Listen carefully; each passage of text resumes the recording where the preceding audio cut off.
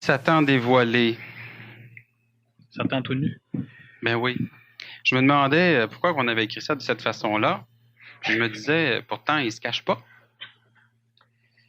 Il y en a d'autres qui pensent. Effectivement, on se demande si l'homme se cache de Satan ou si Satan se cache de l'homme. Est-ce que Satan est toujours un mythe du passé ou un personnage du passé? Est-ce qu'il existe encore? Bon, si on regarde, disons, la capacité de la salle, on peut en conclure que Satan existe sans doute quelque part encore. Parce que je ne pense pas que les gens se déplacent pour entendre parler d'un phénomène qui est tout à fait inexistentiel. Maintenant, on a parlé souvent de Satan dans le passé. Évidemment, c'était un mythe qui a permis à différentes théocraties, donc gouvernements, disons, religieux, de pouvoir manipuler l'humain de façon à obliger l'humain à entrer dans un chemin de l'évolution, un chemin théologique, un chemin religieux, un chemin sectaire, pour la simple raison que si ce n'est pas du côté d'une certaine religion que l'humain va, Satan va venir lui piquer le derrière avec sa fourche. Alors, dans l'Antiquité, on s'est servi énormément du phénomène satanique pour pouvoir contraindre l'humain à se diriger d'un endroit à un autre. On peut parler, évidemment, Satan, c'est un terme qui est beaucoup plus chrétien ou catholique. Maintenant, on a dans d'autres religions, dans d'autres langues, d'autres mots pour désigner, encore une fois, les forces du mal. Alors, c'est un phénomène qui date de l'Antiquité. Dans l'Antiquité, l'humain n'ayant pas de connaissances technologiques comme aujourd'hui, c'est-à-dire que l'homme n'avait pas une science aussi, disons, grandiose que la nôtre, parce qu'elle n'est pas complète, elle reste incomplète, mais elle est quand même beaucoup plus vaste que dans l'Antiquité.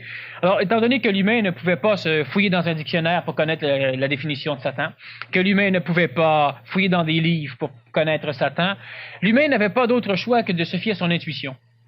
Et son intuition lui a fait, à l'instant même où la conscience de l'évolution est apparue dans la tête de l'homme, et cela, disons, la Genèse place cela, la Bible place cela au début de la création de l'humanité au niveau de la Genèse, tandis qu'ésotériquement, on parle de l'apparition de la sexualité de l'homme en Lémurie, et évidemment l'apparition de la conscience d'évolution.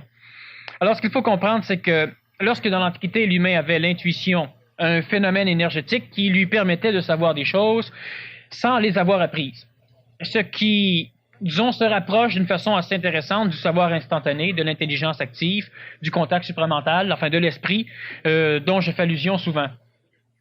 Maintenant, plus l'humain accumule de la connaissance, de l'information mémorielle, plus l'humain tend à faire référence à celle-ci avant de faire référence à son intuition, ce qui fait qu'au cours de milliers d'années d'évolution évolutive, donc d'évolution spirituelle, l'humanité, l'être humain, l'homme, la femme, l'enfant, finit par oublier complètement le goût énergétique de l'intuition pour ne faire référence qu'à ses mémoires. Et alors, l'humain finit par, évidemment, on invente l'école, on engendre l'instruction, l'éducation, et dans l'éducation, dans l'instruction, on enseigne bien à l'homme qu'il ne peut pas savoir quelque chose s'il ne l'a pas appris. Et pour l'apprendre, il doit se référer à ce que les autres ont écrit ou dit dans le passé, ce qui fait qu'on finit, et plus l'évolution de l'humanité technologique avance, on finit par confiner l'évolution réelle améliorative de l'humanité dans un carcan qui s'appelle le passé, c'est-à-dire que tu ne peux pas rien savoir si on ne te le montre pas. Et si moi je te le montre, j'ai dû l'apprendre. Si j'ai dû l'apprendre, il a fallu que je le lise ou qu'on me le donne, et celui qui me le donnait, il a fallu qu'il l'apprenne. Cela veut dire que si on fonctionne par ce principe, on doit donc comprendre aujourd'hui que si on doit absolument apprendre que par ce qui est su, ben on ne saura plus rien de neuf. On est confiné à ne patauger que dans le passé. L'intuition, donc à l'école, l'instruction a fait dire aux élèves « Ou si t'as appris ça, t'as pas appris ça encore, t'as bon, etc. » Moi, quand j'allais à l'école, à un moment donné, en mathématiques, on avait un paquet de formules relativement complexes pour arriver à une réponse. Alors moi, je trouve un truc qui est tout à fait mathématique et qui amenait la même réponse, mais qui prenait peut-être 15 minutes plus de moins. Le professeur me dit, comprenant pas la technique, il dit non, tu peux pas arriver à une réponse logique avec un cheminement illogique. Ah oui, mais si j'arrive avec une réponse logique, c'est que le cheminement est logique. C'est logique. Alors, le professeur, non. Alors, en fin de compte, j'étais le seul qui, à l'examen, devait écrire toute la formule pour lui prouver que j'étais bien passé par sa maudite formule. Les autres mettaient rien que la réponse. Parce qu'il voulait pas que j'utilise ma formule. Alors, je ne pouvais pas savoir quelque chose que lui ne savait pas parce que lui avait appris à l'université les mathématiques. L'intuition finit donc par totalement disparaître de l'évolution de l'humanité pour la simple raison que l'humanité finit, et c'est le cas de la majorité d'entre vous, finit par ne plus être capable de supporter ce qu'il sait. Tu as le feeling que tu devrais faire telle chose. Alors tu demandes à un autre, s'il n'a pas le même feeling que toi. C'est-à-dire que tu demandes l'opinion d'un autre. Ben, l'autre qui n'a pas le même feeling que toi, ça va de soi. Alors ce qui fait que là, en partant, tu finis toujours par faire référence à ton expérience passée, à tes mémoires, aux mémoires des autres, l'opinion d'autrui, pour pouvoir engendrer une vie évolutive, une vie améliorative, pour pouvoir foncer d'avant. Dans l'Antiquité, on pouvait reconnaître une phénoménologie d'involution, une force d'involution, une force qui porte le nom, disons, chrétien, catholique, de satanique. Et on avait évidemment à l'opposé une force d'évolution qui portait le nom à l'époque de force yavique. Dans l'évolution des humanités, on finit évidemment par personnifier continuellement les énergies. Alors on avait la foudre qui pouvait mettre le feu aux forêts, et on a fini par personnifier la foudre, et par exemple les Romains, les Grecs connaissaient le dieu Thor. Ils avaient tort, mais enfin, ils connaissaient quand même le dieu des vents. Et on a toujours personnifié toutes les forces de la nature. Alors on avait le dieu ou la déesse de la fécondité, on avait la déesse de la chasse, on avait le dieu du soleil, on avait le dieu de la mer, Poséidon, on personnifiait. Et le phénomène de Satan, c'est la même chose. C'est-à-dire que c'est une énergie. Qu'est-ce que c'est qu'une énergie? Disons que c'est un phénomène perceptible par les sens, amiques de l'homme, de la femme, donc qui n'est pas perceptible par les sens physiques, mais qui est perceptible par les sens de la conscience de l'homme. Les sens amiques, les sens de l'âme, parce que c'est au niveau astral, donc au niveau amique et égoïque, que va se passer la détection de ces forces. Alors, c'est un peu comme l'air. L'air, on ne le voit pas, mais on peut le sentir. Si on avance la main, on sent le courant d'air. L'air n'a pas d'odeur comme telle. Évidemment, si on rajoute des essences, elle a de l'odeur, mais pas comme telle. Et ce n'est donc pas parce que les sens physiques ne détectent pas une chose qu'on ne peut pas se fier au sens de la conscience. Dans l'Antiquité, l'humain pouvait donc goûter. Alors, il pouvait regarder quelqu'un et savoir de quelle énergie, c'est-à-dire quelle était l'énergie qui manipulait la conscience de l'individu. À l'époque, on appelait ça posséder. Ce qui est intéressant, c'est que l'humain a toujours été possédé, par Dieu ou par le diable. Mais on appelait posséder quand c'était le diable, et on appelait contacter ou connecter ou brancher ou illuminer quand c'était Dieu. Parce que l'être humain fonctionne toujours péjorativement. Il y a toujours quelque chose de yark et quelque chose de Sauf que dans la réalité des choses, il y a les choses comme elles sont, il n'y a pas de yark, il n'y a pas de mium, pour la simple raison que chaque chose a une raison intelligente d'exister. Et Satan a effectivement une raison majeure, intelligente, d'exister sur le plan planétaire et de manipuler les consciences de la masse par le biais de l'intelligence collective, ou si on préférait de l'absurdité collective. À ce moment-là, dans ce temps-là dont tu parles, l'Église parlait beaucoup de Satan. Aujourd'hui, on n'en parle plus, ou pour ainsi dire, pas du tout. Alors, dans l'Antiquité, c'était pas important de parler de Satan. On parlait de Satan pour manipuler les masses à se diriger vers des religions particulières, mais c'était pas important de parler de Satan parce que Satan n'avait presque pas de puissance. Aujourd'hui, où l'être humain se conscientise, donc devient plus raffiné, devient plus sensible, c'est mauditement plus dangereux de ne pas parler de Satan. Alors, on en parlait quand ça servait presque à rien, et on n'en parle plus quand on devrait en parler. Bon, on sait très bien que lorsqu'on a deux individus qui vivent en couple, lorsque l'un commence à bien aller, l'autre va automatiquement plus mal. Et quand lui commence à remonter, c'est l'autre qui s'écrase. Ça marche comme un moteur, ça marche comme ça. Hein? Ça monte, ça descend. Bon. S'il y en a un qui... En tout cas, je pense que tous ceux qui vivent en couple la majorité connaissent ce phénomène. Ça peut être dans une entreprise, ça peut être... Enfin, on est toujours assujetti à être manipulé par des forces qui, apparemment, créent un cycle. On va dire, oui, mais c'est cyclique.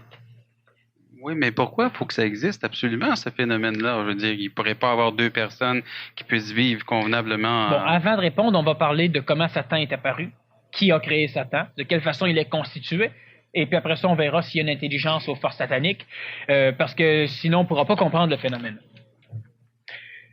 Alors, il faut immédiatement séparer Belzébuth, séparer Lucifer et séparer Satan. Parce qu'à un moment donné, on finit par tout mélanger. C'est comme les dieux. Dieu, qu'est-ce que c'est Dieu? Dieu, c'est l'eau. Bon, ben, d'accord. Dieu, c'est le créateur de l'univers. C'est pas du même Dieu qu'on parle, parce que ce Dieu a été créé, vu que l'eau a été créée. Donc, en partant, alors, il y a énormément de paliers de ce que l'être humain pourrait appeler Dieu. Hein? Pour certains, Dieu, c'est le diable. On a énormément de religions diaboliques aux États-Unis, alors Dieu, il faut s'entendre. C'est un peu le même phénomène. Lucifer, c'est un mot qui sert à désigner un phénomène planétaire. Belzébuth, c'est un mot qui sert à désigner un phénomène planétaire, et Satan, c'est un mot qui sert à désigner lui aussi un phénomène planétaire. Alors, c'est important de ne pas mélanger les trois. Belzébuth, c'est simplement les forces de la nature, c'est-à-dire que c'est disons, la conscience des énergies vitales de notre planète, c'est-à-dire que chez les Romains, on appelait ça la Terre, simplement. La mer, la terre, et lentement, elle a porté un nom qui est celui de Belzébuth. C'est donc simplement la personnification des énergies qui font pousser les plantes, qui font pousser les arbres, qui engendrent, qui permettent génétiquement de conserver la vie, c'est-à-dire donc de procréer. Alors, les forces belzébuciennes ou Belzébuth, ce sont simplement les énergies de la nature. On a dans l'Antiquité certains termes, on parle de farfadets, on parle de gnomes, on parle de hobbits, on parle de lutins. Ce sont tous des mécanicités, disons, belzébuciennes, un peu comme les fées aussi de l'Antiquité. Maintenant, c'est normal qu'il n'y en ait plus aujourd'hui. L'évolution de l'humanité, en tout cas, il y a des choses sur lesquelles on pourra revenir, mais l'être humain a fini par absorber ces choses. Et les forces belzébuciennes ne sont, en fin de compte, qu'une personnification des énergies vitales, des énergies de la vie qui permettent à la planète Terre de garder un système, disons, une certaine harmonie écologique. Étant donné que l'être humain massacre de plus en plus par sa pollution, par ses guerres, par ses, disons, constructions, son expansion matérielle, les forces de la nature, alors Belzébuth a toujours été, à l'instant où l'humain a commencé à, disons, à grandir au niveau matériel, Belzébuth a été personnifié comme, disons, un phénomène, soit mi-bélier, mi-homme, mi-cheval, mi-homme, qui était extrêmement antipathique à l'humain et qui avait une idée, disons, détruire l'homme. C'est normal, les forces de la nature n'ont qu'une seule fonction, préserver le cadre dans lequel on est. L'homme le détruisant, ça crée évidemment un tourbillon au niveau des forces naturelles, ce qui fait qu'effectivement, les forces belzébuciennes ne veulent plus travailler avec l'homme. Si on va voir, par exemple, en Écosse, où on avait, à un moment donné, la commune de Finorm, qui justement travaillait avec les forces de la nature, souvent, ces personnes ont dit et ont écrit avoir vu des lutins, même avoir rencontré, à un moment donné, Belzébuth. Alors, c'est des choses qui, peut-être, paraissent suspectes pour la majorité des gens, parce qu'effectivement, on ne rencontrera pas un lutin ou Belzébuth en pleine ville. Bon, parce que la nature, elle est humaine. Si la nature, elle est humaine en pleine ville, on va par contre rencontrer la correspondance, disons, humaine de Belzébuth, et c'est Satan. Lucifer est un être de lumière, on l'a vu dans la Bible, d'ailleurs Lucifer veut dire porteur de lumière, c'était donc un être de lumière, ce n'était pas c'est un être de lumière, qui en même temps que l'humanité, donc en même temps que tous les humains de notre planète, qui étaient eux aussi des êtres de lumière. Qu'est-ce que c'est qu'un être de lumière? C'est pas un flambeau qui se promène la nuit pour éclairer les autres. Vous savez qu'il y a eu des naufrageurs, vous connaissez ça des naufrageurs? Hein? C'était des individus dans l'Antiquité qui allumaient des feux sur les côtes à récifs pour faire comme s'il y avait un phare et les bateaux se dirigeant vers la lumière, ben, allaient carrément s'échouer. Puis là, les pirates pouvaient piller bateau. C'est ça un naufrageur. On a beaucoup de guides de lumière sur la planète Terre qui sont en fin de compte des naufrageurs. Bon. Alors, Lucifer est un être de lumière, ce n'est pas un guide de lumière, parce que le phénomène du guide est un phénomène relativement archaïque, qui a encore évidemment sa connotation aujourd'hui. L'être humain doit devenir son seul maître, donc il ne doit pas rechercher un guide. Il peut rechercher de l'information, il peut rechercher de l'énergie, parce que qu'on prenne de l'énergie pour mieux comprendre ou qu'on prenne une pomme pour mieux se nourrir, c'est le même phénomène, on prend de l'énergie. Mais de là à s'assujettir à la conscience d'un guide, il y a une marge. Lucifer est un être de lumière qui, en même temps que l'humanité, est descendu à l'échelle de notre planète lors de la création de cette planète, de façon à pouvoir créer un cadre qui permettrait un jour, et ce jour s'en vient, c'est relativement proche, quelques milliers d'années encore, et qui permettrait donc un jour à l'intelligence, donc à l'esprit, de pouvoir connaître la matière sans perdre sa conscience espritique. Lorsque, à l'époque de la création de notre planète, et qui est une planète, disons, assez typique dans la création, lorsque les êtres de lumière sont descendus à l'échelle de notre planète, ils devenaient assujettis à la densification temporelle, c'est-à-dire qu'ils devenaient assujettis au phénomène du temps et de l'espace, donc ils perdaient de leur vitesse vibratoire, on appelle ça l'involution. Lorsqu'ils perdaient leur vitesse vibratoire, ils perdaient en même temps leur conscience, donc ils ne pouvaient plus être aussi intelligents parce qu'ils étaient gelés. Prenez de la drogue, prenez de la boisson, vous avez beau être intelligent, quand vous allez être assujetti à la vibration donc de cette boisson, vous aurez une rapidité vibratoire beaucoup plus lente, votre cerveau va travailler beaucoup plus lentement, vous allez avoir des difficultés à contrôler les muscles pour pouvoir parler, et puis vous serez plus aussi brillant. Bon. Donc, si c'est le même phénomène pour ce qu'on appelle des êtres de lumière, des esprits, mais pas les esprits dans le sens fantôme, on parle de l'esprit, ce que l'humain était. Lorsque l'humain arrive à l'échelle de notre planète, il doit, premièrement, il n'a pas le choix de baisser en vibration, c'est ce qu'on appelle la chute de l'homme. Maintenant, pourquoi on a enseigné dans la Genèse, qui est l'un des livres les plus intéressants, disons, préhistoriques, pourquoi on a enseigné dans la Genèse que l'être humain avait commis un péché et qu'il avait fait une chute? Et par la suite, on a évidemment instauré la manipulation, la tentation des forces sataniques. Pour la simple raison, je l'ai dit souvent en conférence, mais là, avec les phénomènes sataniques, on va pouvoir expliquer un peu plus, que l'humain, il n'y a pas une seule maudite forme d'intelligence dans notre création qui aurait le culot de venir sur un contexte planétaire comme le nôtre et qui voudrait y rester. Vous savez tous les problèmes que vous vivez depuis que vous êtes au monde, mais vous ne connaissez pas les problèmes que tous les humains vivent sur le plan planétaire et de tous les problèmes non plus que l'humain a vécu dans le passé. On a des pays présentement, vous savez, maudititement pires que nous autres. Mais vous connaissez quand même vos problèmes. Il n'y a pas d'intelligence qui accepterait, pour le plaisir des beaux yeux de je ne sais quoi, de vivre sur un contexte planétaire, tout en étant mémoriellement, ou disons vivant, consciemment conscient de ce qu'il est. Alors, lorsque l'humain est arrivé à l'échelle de notre planète, il a perdu sa vibration, et perdant sa vibration, il pouvait devenir de la matière. D'ailleurs, ça a pris plusieurs millions d'années avant que l'humain puisse commencer à recevoir un peu plus, disons, de vibration de conscience, avant que l'âme apparaisse à l'intérieur de l'homme. Et il n'y a pas un humain qui accepterait de rester dans le contexte de notre planète s'il pouvait se souvenir, donc, d'où il vient. Il y a donc ce ciel qui est créé en même temps que la terre. La Genèse en parle bien. Dieu créa le ciel et la terre en même temps. On n'a pas le choix. Lorsque l'esprit, le phénomène lumineux, donc lorsque l'intelligence de l'esprit, l'intelligence divine, appelez ça comme vous voudrez, descend à l'échelle d'une planète qui est en constitution, la planète Terre entre autres, qui à l'époque était en ébullition, elle descend et elle perd une grosse partie de ce qu'elle est comme conscience. Cette mémoire de la conscience va rester à l'échelle de notre planète dans les molécules de l'air pour constituer les archétypes cosmiques, c'est-à-dire ce qui, par la suite, va servir de référence à l'humanité qui évolue sur le plan planétaire, c'est-à-dire que toutes les fois que l'humain se demande d'où c'est que je viens, automatiquement, énergétiquement, il cherche une réponse, et où il va trouver sa réponse? Sur l'archétype, donc dans le ciel, où on va lui dire « Toi, tu as été créé ». Sauf qu'en réalité, oui, il a été créé, mais il a été créé par lui. Oh, bon, là, on va boire un petit coup d'eau, là. Puis, sentez-vous pas coupable non plus, c'est le vôtre, évidemment. Alors, ce qu'il faut comprendre, donc, c'est que ce phénomène, donc, l'énergie descend, elle crée un archétype, créant l'humain. Alors, l'humain qui essaie de comprendre ce qui lui arrive, fait toujours référence aux mémoires archétypales. C'est pourquoi, d'ailleurs, on va avoir le culte des ancêtres à un moment donné. Et c'est pourquoi aussi, partout sur la planète, lorsque l'humain se pose les mêmes questions fondamentales, il a similairement les mêmes réponses qui sont quand même colorées. Mais il y a une chose, c'est que l'être humain ne doit pas être assujetti aux forces lucifériennes, c'est-à-dire que Lucifer, qu'est-ce que c'est? Lucifer, c'est un bon diable. Bon. C'est un être de lumière comme vous et moi, mais qui n'a pas été capable de supporter l'idée de rester à l'échelle de notre planète. Donc, Lucifer est la force, disons, massive, qui pousse chaque égo, chaque homme, chaque femme, à vouloir évoluer. Chaque égo qui a évidemment un degré vibratoire suffisamment grandiose pour pouvoir le contenir.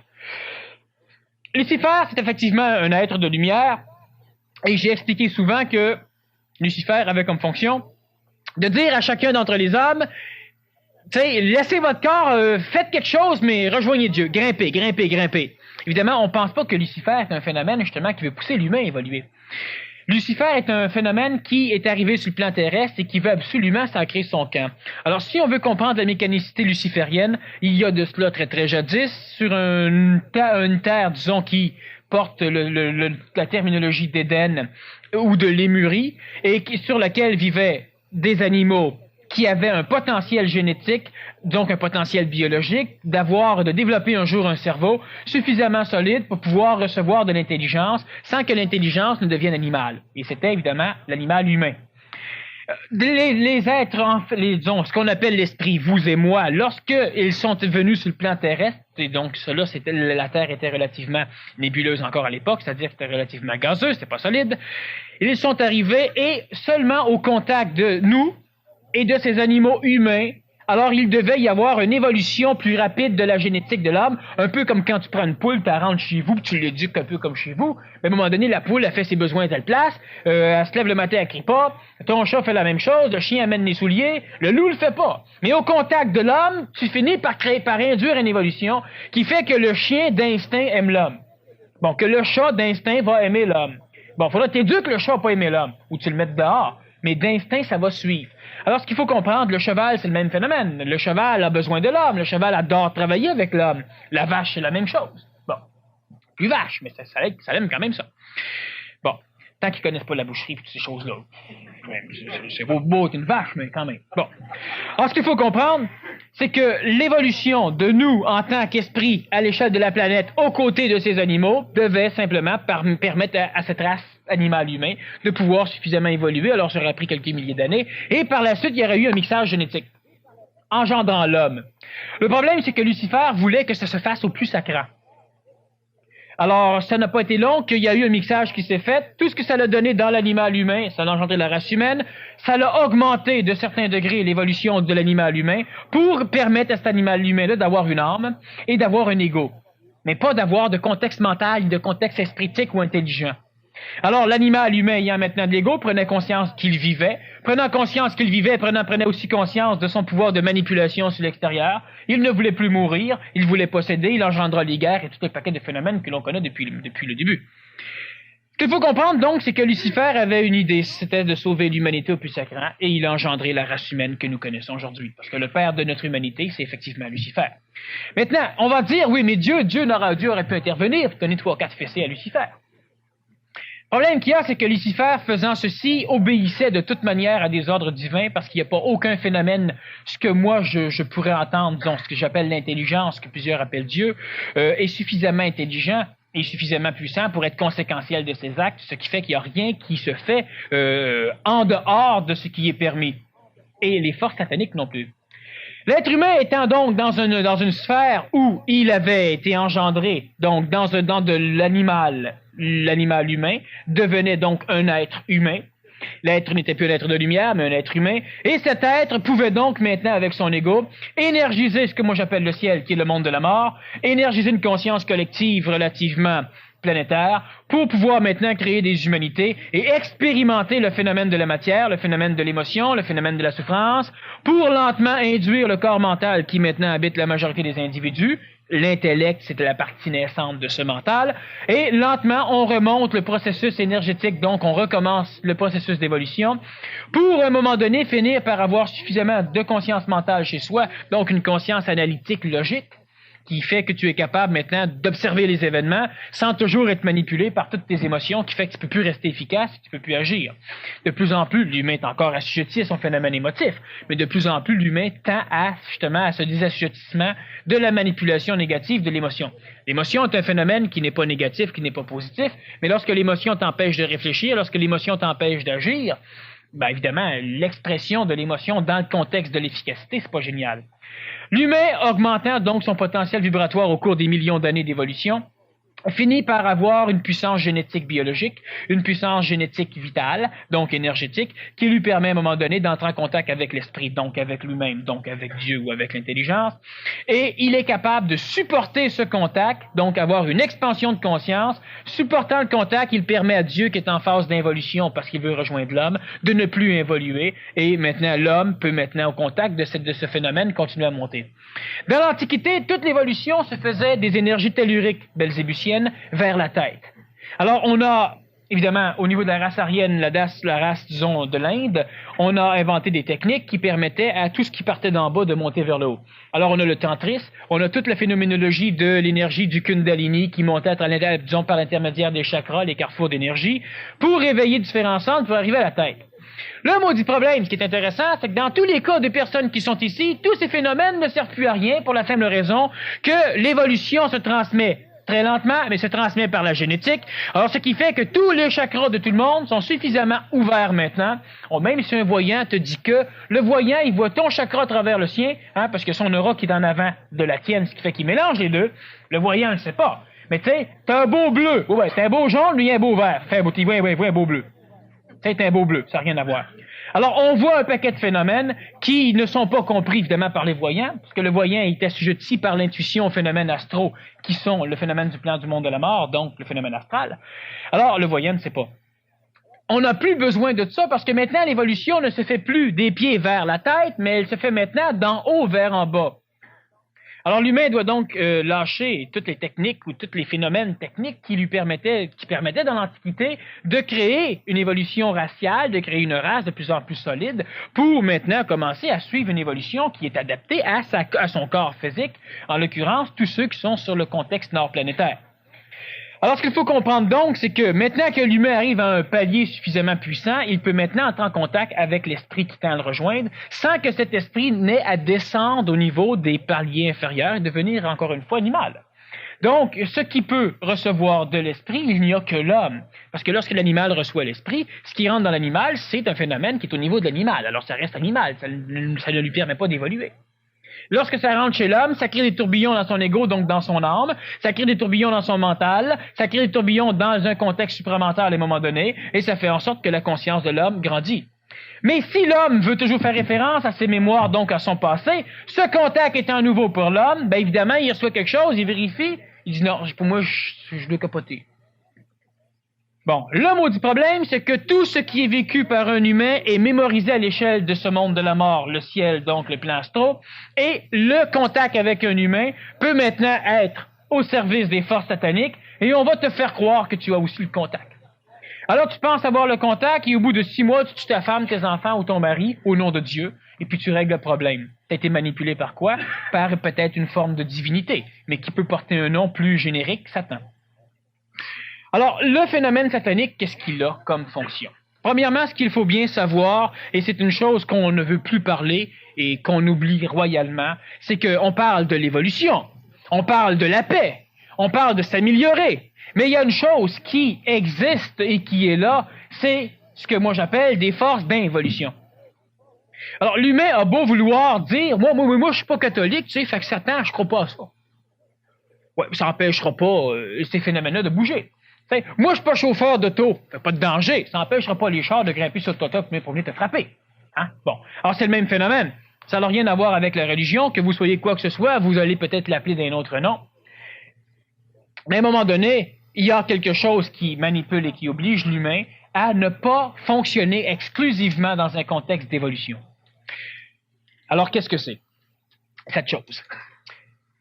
J'ai expliqué suffisamment de fois que tout ce qui était fait comme action, tout ce qui était exprimé en parole, en action, était mémorisé par la matière. Je fais un geste et la mémoire sera photonique, c'est-à-dire que les photons, la lumière va enregistrer mon geste et à 300 000 km à la seconde, elle va le transporter à vos yeux, ce qui fait que vous allez voir le geste. Mais vous allez le voir avec un 300 millième de seconde en retard. Alors, plus vous êtes loin, plus vous voyez en retard, mais c'est une photographie lumineuse. On peut l'enregistrer définitivement sur une plaque de photo. Les sons, on peut les enregistrer avec des enregistrements magnétiques, etc., etc. Bon, la matière enregistre les choses. Il suffit simplement d'avoir une machine pour pouvoir décoder, c'est-à-dire lire ce qui est enregistré. Hein? On prend un révélateur pour révéler une photo, on prend un lecteur de cassette pour une cassette audio, mais si on a une guerre, que l'humain pète, puis que l'autre est insulté, puis etc., etc., etc., c'est tout enregistré quelque part. Ce quelque part, c'est le ciel, le monde de la mort. Maintenant, ce ciel est divisé en plusieurs paliers. On a l'enfer.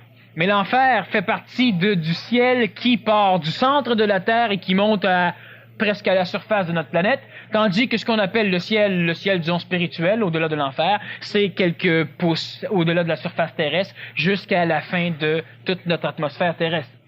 Alors, tout est enregistré dans ces phénomènes. Et évidemment, les forces sataniques sont d'une vibration tellement plus basse que, comme par exemple, on va prendre du gaz carbonique, ben, c'est plus pesant que l'hydrogène. Alors, ça descend sur le bord de notre planète, l'hydrogène monte en haut, l'hélium monte en haut. C'est question donc de phénomènes énergétiques et donc de poids atomique le phénomène énergétique finit par constituer les noyaux des atomes et les électrons. Alors donc, le phénomène satanique ne peut pas se tenir dans le ciel, il ne peut que se tenir bas, et il se tient évidemment du centre de la Terre à monter jusqu'à aujourd'hui. On a déjà parlé un peu de cette Terre creuse, enfin pas moi, mais d'autres conférenciers en ont parlé, et on pourra y revenir. Alors, ce qu'il faut donc comprendre, c'est une question, tu m'interromps, Je répondrai pas pareil, mais on continue après, là, mais tu peux m'interrompre quand même, ça va donner un peu de pep, ça. Alors, ce qu'il faut comprendre, c'est que les forces sataniques sont une condition créée par tout ce que l'humanité a fait depuis que l'humanité a une conscience amique, donc une âme. Donc, depuis que l'humanité peut exprimer des émotions, ces émotions nourrissent les forces sataniques. Alors, évidemment, les forces sataniques, qu'est-ce que c'est? C'est une condition qui est inconsciente, l'humain vit, l'humain émet de l'émotion, c'est mémorisé, ça remplit lentement l'atmosphère terrestre, et on en émet, on prolifère au coton, tu sais, on croit et on se multiplie, et on finit par créer des humanités qui font la guerre l'un contre les autres. Alexandre le Grand se bat, Gengis Khan veut conquérir la planète, Philippe de Macédoine, le père d'Alexandre, veut conquérir ailleurs, Jules, le grand Jules, veut étendre, bon, en tout cas, on s'amuse comme des petits fous. Et puis, à un moment donné, ça finit par créer une densification atmosphérique qui porte un nom particulier de conscience collective, qui a différents niveaux de conscience collective et qui peuvent être localisés dans certaines régions. La conscience collective canadienne n'est pas la même que la conscience collective américaine, qui n'est pas la même que celle de Chine ou de l'URSS. Alors, plus cela allait, plus l'humain faisant référence au feeling collectif, alors ce qui fait qu'à un moment donné, il y a une mode. Tu peux pas t'habiller de telle façon parce que c'est pas la mode. Alors, qu'est-ce que c'est la mode? Tu sors dehors, puis il y a quelque chose qui te dit que tu n'es pas comme tout le monde. Les forces sataniques sont donc la concentration de tout ce qui est rejeté par l'homme au niveau émotif, surtout, et au niveau gestuel, évidemment, entre autres, mais surtout émotif. Et cette concentration, à la longue, finit par prendre une forme de conscience d'existence parce qu'elle est suffisamment auto-répétée. Un peu comme la mémoire, l'enfant, c'est pas qu'il existe. Mais quand on finit par, l'enfant vit, après 6, 7, 8 mois, 1 an, 2 ans, il finit par prendre conscience qu'il existe parce qu'il a accumulé suffisamment de mémoire qui vont constituer l'ego et qui, à un moment donné, l'ego lui-même va, lorsqu'une nouvelle expérience pénètre, va la comparer à lui et c'est de là que va naître l'identification. Dans les forces sataniques, c'est le même phénomène. Alors, si on a toujours des guerres et que l'énergie émotive est une énergie de guerre, les énergies de guerre vont toujours manipuler les personnes qui ont nourri ces énergies de façon à ce que ces personnes continuent la guerre, parce que continuant la guerre, ils continuent à recréer les énergies qui sont justement ceux qui sont en affinité vibratoire, donc qui vont s'agglomérer aux forces sataniques. Ce ne serait pas un phénomène de reflet, finalement, de ce que l'homme crée lui-même, parce que Satan, si c'est les pensées de l'homme, ce ne sont pas les pensées, ce sont les expressions. Les expressions de l'homme. L'émotion de l'homme s'exprime toujours par le biais du système endocrinien et exocrinien. Et l'émotion de l'homme s'exprime par le biais du corps physique au complet. Donc la colère, elle se voit. La pensée ne se voit pas. La pensée, ça n'a presque pas de puissance, la pensée. C'est interne à l'homme, mais c'est pas dangereux de penser. Finalement, si l'homme était moins collectif, devenait individuel, devenait homme nouveau, le phénomène du satanisme, ça n'existerait plus. Si chaque individu devient individuel, en dedans de 200 ans, Satan est mort. Pour la simple raison que vu qu'il ne peut plus être nourri, ses vibrations vont descendre tout en vers le repos sur notre planète Terre et lentement, il va devenir de l'énergie vitale belzébusienne, ce qui va servir évidemment à la restauration de notre Terre, c'est-à-dire que si on a besoin d'un Éden dans le Sahara, ça va pousser. Sauf que présentement, l'humain massacrant tout, les énergies vitales sont tout à fait concentrées vers les régions polluées, acidifiées et massacrées. Alors l'humain est de plus en plus fatigué, parce que l'humain manque d'énergie vitale. C'est normal, l'énergie vitale s'en va ailleurs. Les plantes ont de plus en plus de problèmes, on en manque. Mais qu'est-ce qu'on fait avec l'idée que l'homme se fait de Satan? Ah oui, mais moi, je suis toujours manipulé. Il m'est arrivé de l'affaire. C'est pas de ma faute, mais c'est de ma faute. C'est-à-dire que l'être humain n'est jamais coupable, parce qu'il ne sait pas ce qu'il fait. Mais il est responsable, il doit répondre de ses actes. Toi, tu as un corps physique, tu as une infime partie d'esprit chez toi qui de temps en temps fait teinter des petites cloches, et tu as ton âme qui te permet de faire référence au ciel de notre planète et qui te permet en même temps de pouvoir être assujetti au plan de la mort. Donc tu dois mourir, t'en aller là-dedans, tu dois revenir, mourir, partir, t'amuser. Bon.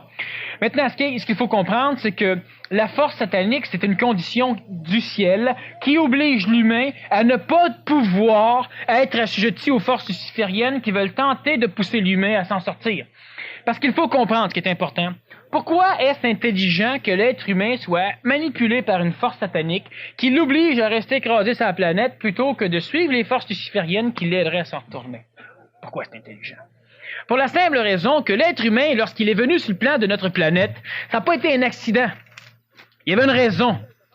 L'être humain peut tomber du ciel de même, puis il n'y a pas un Dieu qui a dit « Tiens, m'a créé des bébites, m'a les regarder faire, m'a les regarder souffrir, m'a rire comme un bon. » C'est pas ça qui est arrivé. Donc, il y avait une raison intelligente. Les humains qui, à un moment donné, ont perdu la conscience, disons, instantanée de ce qu'ils étaient, pour devenir des humains à conscience mémorielle de ce qu'ils ont été, ces humains-là avaient une fonction.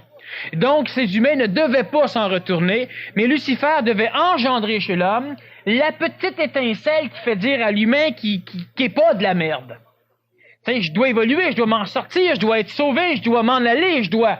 Ça, c'est la parcelle luciférienne qui habite chacun des êtres humains qui ont une âme. Alors, c'est donc le rôle de Lucifer à faire en sorte que, sur le contexte de la Terre, t'oublies pas carrément ce que t'es, puis tu deviennes pas carrément un crapaud au bout de 3-4 millions d'années.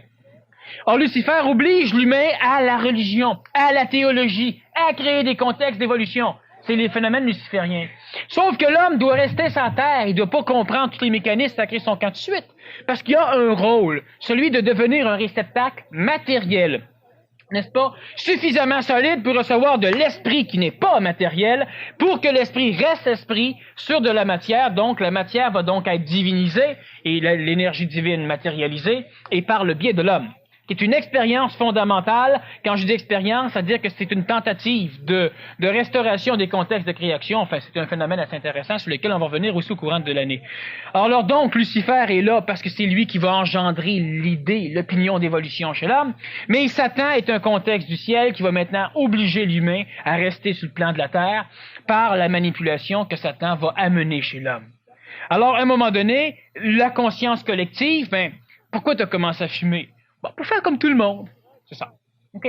Pourquoi tu te drogues? Mes chums se droguaient. Tu sais, je voulais essayer. C'est ça. C'est que Satan est une phénoménologie énergétique qui a besoin d'être nourrie. Alors, on va manipuler les collectivités humaines et on va les faire faire des choses qui nourrissent en échange les forces sataniques. Alors, l'humain, évidemment, finit parce qu'on éduque l'humain. Tu es coupable de tes actes. C'est faux. Tu es responsable. Tu n'es pas coupable parce que l'humain ne sait pas ce qu'il fait. S'il l'aurait su, il l'aurait pas fait. Puis quand je parle de l'avoir su, je veux pas dire s'il l'aurait appris. Tu sais, c'est facile, j'ai appris que fumer, c'était pas bon. Mais entre le savoir énergétiquement, là, puis l'avoir rien qu'appris, c'est autre chose. Je te l'ai dit hier qu'il fallait pas que tu fasses ça. Ben oui, mais ça n'a aucune consonance vibratoire pour moi. Je l'ai appris, mais que tu fous avec ce que tu me montres. Puis quand tu l'expérimentes énergétiquement, quand tu le cellularises, quand tu le conscientises, quand tu le comprends, ben là, évidemment, les choses deviennent faciles.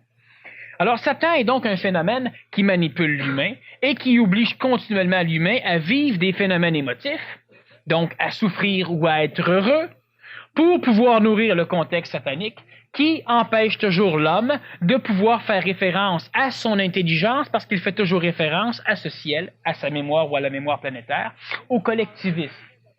L'être humain a un besoin fondamental d'être collectif. On va juste regarder, par exemple, à un moment donné, il y a un phénomène luciférien qui vient sur le plan terrestre et qui, de temps en temps, c'est cyclique. On va en reparler au niveau de l'Antichrist. C'est cyclique. Et il vient réussir à posséder un corps physique qui, génétiquement, a la consistance neuronique, donc un cerveau et un système endocrinien lui permettant de recevoir ce phénomène. Alors, on a un bonhomme qui finit par être possédé par les forces lucifériennes. Alors, qu'est-ce qui germe dans la tête du bonhomme? L'évolution de l'humanité. Sauver l'humanité. De quelle façon sauver l'humanité? Ramasser les codes génétiques les plus brillants sur la planète, tuer toutes les autres, parce qu'une fois morts, ils vont se réincarner des enfants que les autres vont faire, donc ils n'auront pas le choix d'être dans la même race, d'avoir des corps physiques brillants. Alors t'extermines des peuples, parce que si tu les laisses vivants, ils vont continuer à proliférer. Alors t'extermines des peuples. Maintenant, ça c'est les phénomènes lucifériens, puis Lucifer fonctionne toujours avec les forces sataniques, pour la simple raison que même si ça a l'air très contradictoire, Lucifer veut s'en aller, Satan les conserve ici, c'est qu'on ne peut pas manipuler des masses sans l'intermédiaire de Satan. Bon, c'est le collectivisme. Alors ce bonhomme-là grimpe à un moment donné sur une arène, puis il fait juste dire 3-4 conneries, puis tout le monde se met à crier, ça jubile, ça veut. Assez qu'à un moment donné, tu te promènes sur la rue, tu fais juste faire ça, le gars fait ça tout de suite, il n'y a rien à faire. Partout dans ce pays, chaque individu... T'aurais un bonhomme qui vient à un moment donné pour pisser, tu fais machin chouette, bonhomme pisse plus, il fait machin chouette. Tu voyais une photo, c'était machin chouette. Bon, c'était pas compliqué. Comment on peut arriver à prendre une copie? Les Allemands, c'est pas des fous. Comment on peut arriver à manipuler les Allemands, les Italiens, une partie d'Italie, un paquet d'autres peuples? Je a une idée. C'est même plus un dieu, c'est un homme. Que tu vois à peu près pas. Mais t'as différentes sociétés secrètes. T'as la Wehrmacht, t'as la Gestapo qui est similaire, mais qui est un peu différent. T'as différentes panoplies. Et qu'est-ce qu'il veut faire? Prendre la race aryenne, qu'il considère comme la race allemande. Forte manipulation. La race aryenne, c'est la race hindoue. Bon. OK? Lui, c'était la race qui était différente. Zarathustra, c'était leur conducteur à l'époque. Alors, c'était Rama pour la race hindoue. Prendre la race aryenne, amener, faire en sorte qu'elle couvre la planète, avoir le foyer central en hyperborée. Pôle Nord. Non, l'hyperborée, c'est le Groenland. La Terre blanche, c'est le pôle Nord. Alors, encore une manipulation. Et, évidemment, ben là, faire en sorte que l'humanité ait, qu'on ait de la classe, de l'évolution. Parce qu'Adolf Hitler, puis tout ce qu'il a voulu faire, c'était absolument génial, dans le contexte, disons, d'évolution. Mais c'était tout à fait idiot dans le contexte cosmique de l'évolution de l'homme. Alors, lui, manipulé par les forces lucifériennes, n'était pas un fou. Alors, il a parlé à la masse. La masse, ben, Adolf Hitler, il n'y a pas grand choix. Toute la masse m'écoute, puis moi, je massacre des gens, mais je les fais souffrir. Je les fais souffrir, donc je crée de l'émotion qui nourrit Satan. En échange, Satan me donne les masses à contrôler. Alors, Adolf Hitler sortait, disait des cossins, tout le monde obéissait. Mais en échange, il fallait évidemment qu'il y ait qu'on torture. Ailleurs. Quelle relation qu'il pourrait y avoir entre Belzébuth et Satan? Belzébuth, c'est une force qui est exclusivement, disons, exécutive. N'importe qui est capable d'avoir une énergie suffisamment avancée pour pouvoir donner un ordre aux forces belzébuthiennes, automatiquement, Belzébuth écoute. Alors, s'il n'y a pas de contexte intelligent parce qu'il n'y a pas d'homme encore suffisamment énergie, le Nazaréen, il n'y a aucun problème. Hein, il t'a regardé à la face, tu guérissais. Ça va compliquer bien, les énergies vitales allaient t'empiffrer, puis c'était correct. Pourquoi? Parce qu'il avait une dose suffisamment d'énergie de contrôle mental. D'ailleurs, le Nazaréen, avant de contrôler Belzébuth, avait dû rencontrer Satan. Pourquoi dans le désert? Ben, rencontre-le en plein milieu de Jérusalem, puis Jérusalem, il se suicide au complet. Alors, tu t'en vas en plein désert, les forces sataniques vont se densifier. Le Nazaréen doit donc maintenant faire sa trace dans le monde de la mort, dans le monde de l'astral et dans le monde satanique. C'est-à-dire que Satan doit savoir que cette chose, que le Nazaréen existe. Et Satan vient pour essayer de le récupérer, et en même temps, on donne un poste. Alors, je te fais roi. Tu vas te faire foutre. Je te donne ceci, cela et cela et cela. Fous-toi là où je pense, dans l'œil. Le Nazaréen était poli. Bon. Alors, Satan, maintenant, savait. Alors, Satan a tout fait pour le récupérer, pour le ramasser. Maintenant, l'autre, n'ayant pas peur, ça ne sert à rien. Parce que si tu n'as pas peur, tu n'émets pas d'émotion. Si tu n'aimais rien, t'es pas une nourriture, il ne peut pas rien faire. Sauf que le moindrement, tu te fais ramasser par un petit peu d'émotion qui pénètre, automatiquement être manipulé au complet, t'es fait. Maintenant, ce qui est intéressant, c'est que lorsque Lucifer possède un être humain, il en fait un génie. Lorsque Satan possède un être humain, il en fait un animal. Les animaux qui bavent, là, puis qui tournent la tête, tu sais, là, puis qui font une bouille de tiroir, puis qui font souligner l'hiver, là, tu sais, là. Ça, c'est des forces sataniques, diaboliques. Mais Lucifer ne possède jamais comme ça. Lucifer, c'est un être de lumière. Sauf que Lucifer veut donc ramasser pour évoluer, et Satan, lui, en échange, peut collaborer parce qu'il permet la manipulation des masses, mais en échange, d'en massacrer d'autres un peu pour permettre de nourrir Satan. Alors évidemment, ça ne se répétera pas dans l'avenir, ce genre de phénomène, parce que l'humanité évolue, les forces sataniques évoluent aussi, donc pas le choix. Tout à l'heure, tu parlais d'antéchrisme en rapport avec le satanisme. Bon, il y aura 3 formes d'antéchrist. Premièrement, il y aura la mécanicité antichrist, qui n'est pas un phénomène satanique ni luciférien.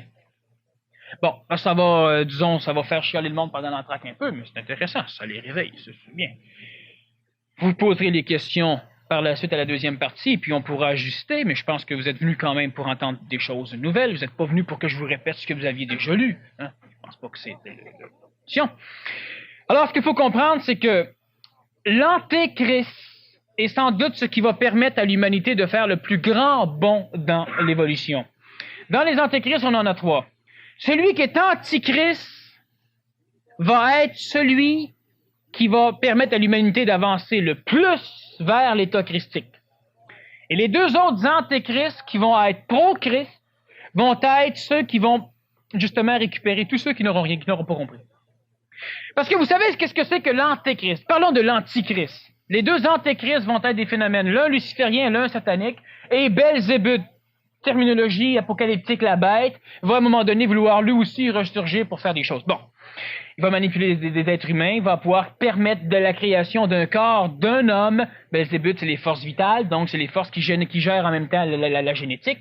Alors Belzébuth va donc pouvoir faire en sorte à un moment donné que naisse, dans un pays que l'on connaît bien, un être humain qui aura un corps physique mauditement bien orchestré, alors il pourra tout à fait, ce phénomène-là, pouvoir recevoir tout ce qui est satanique à l'échelle de notre planète. Donc, on aura ce qu'on appelle la bête, qui sera quand même pas un animal, mais qui va être un être humain, mais absolument génial, mais absolument tout croche. Il va être pro-Christ. Il va être pour le Christ. On a le phénomène luciférien qui va lui aussi être pour le Christ, et on a le phénomène christique qui lui va être contre le Christ. Intéressant. Si le Nazaréen revient sur la planète, il va être tout à fait contre le Christ. Pourquoi? Alors, je vous l'explique, c'est pas tellement compliqué. Certains ont sans doute déjà compris.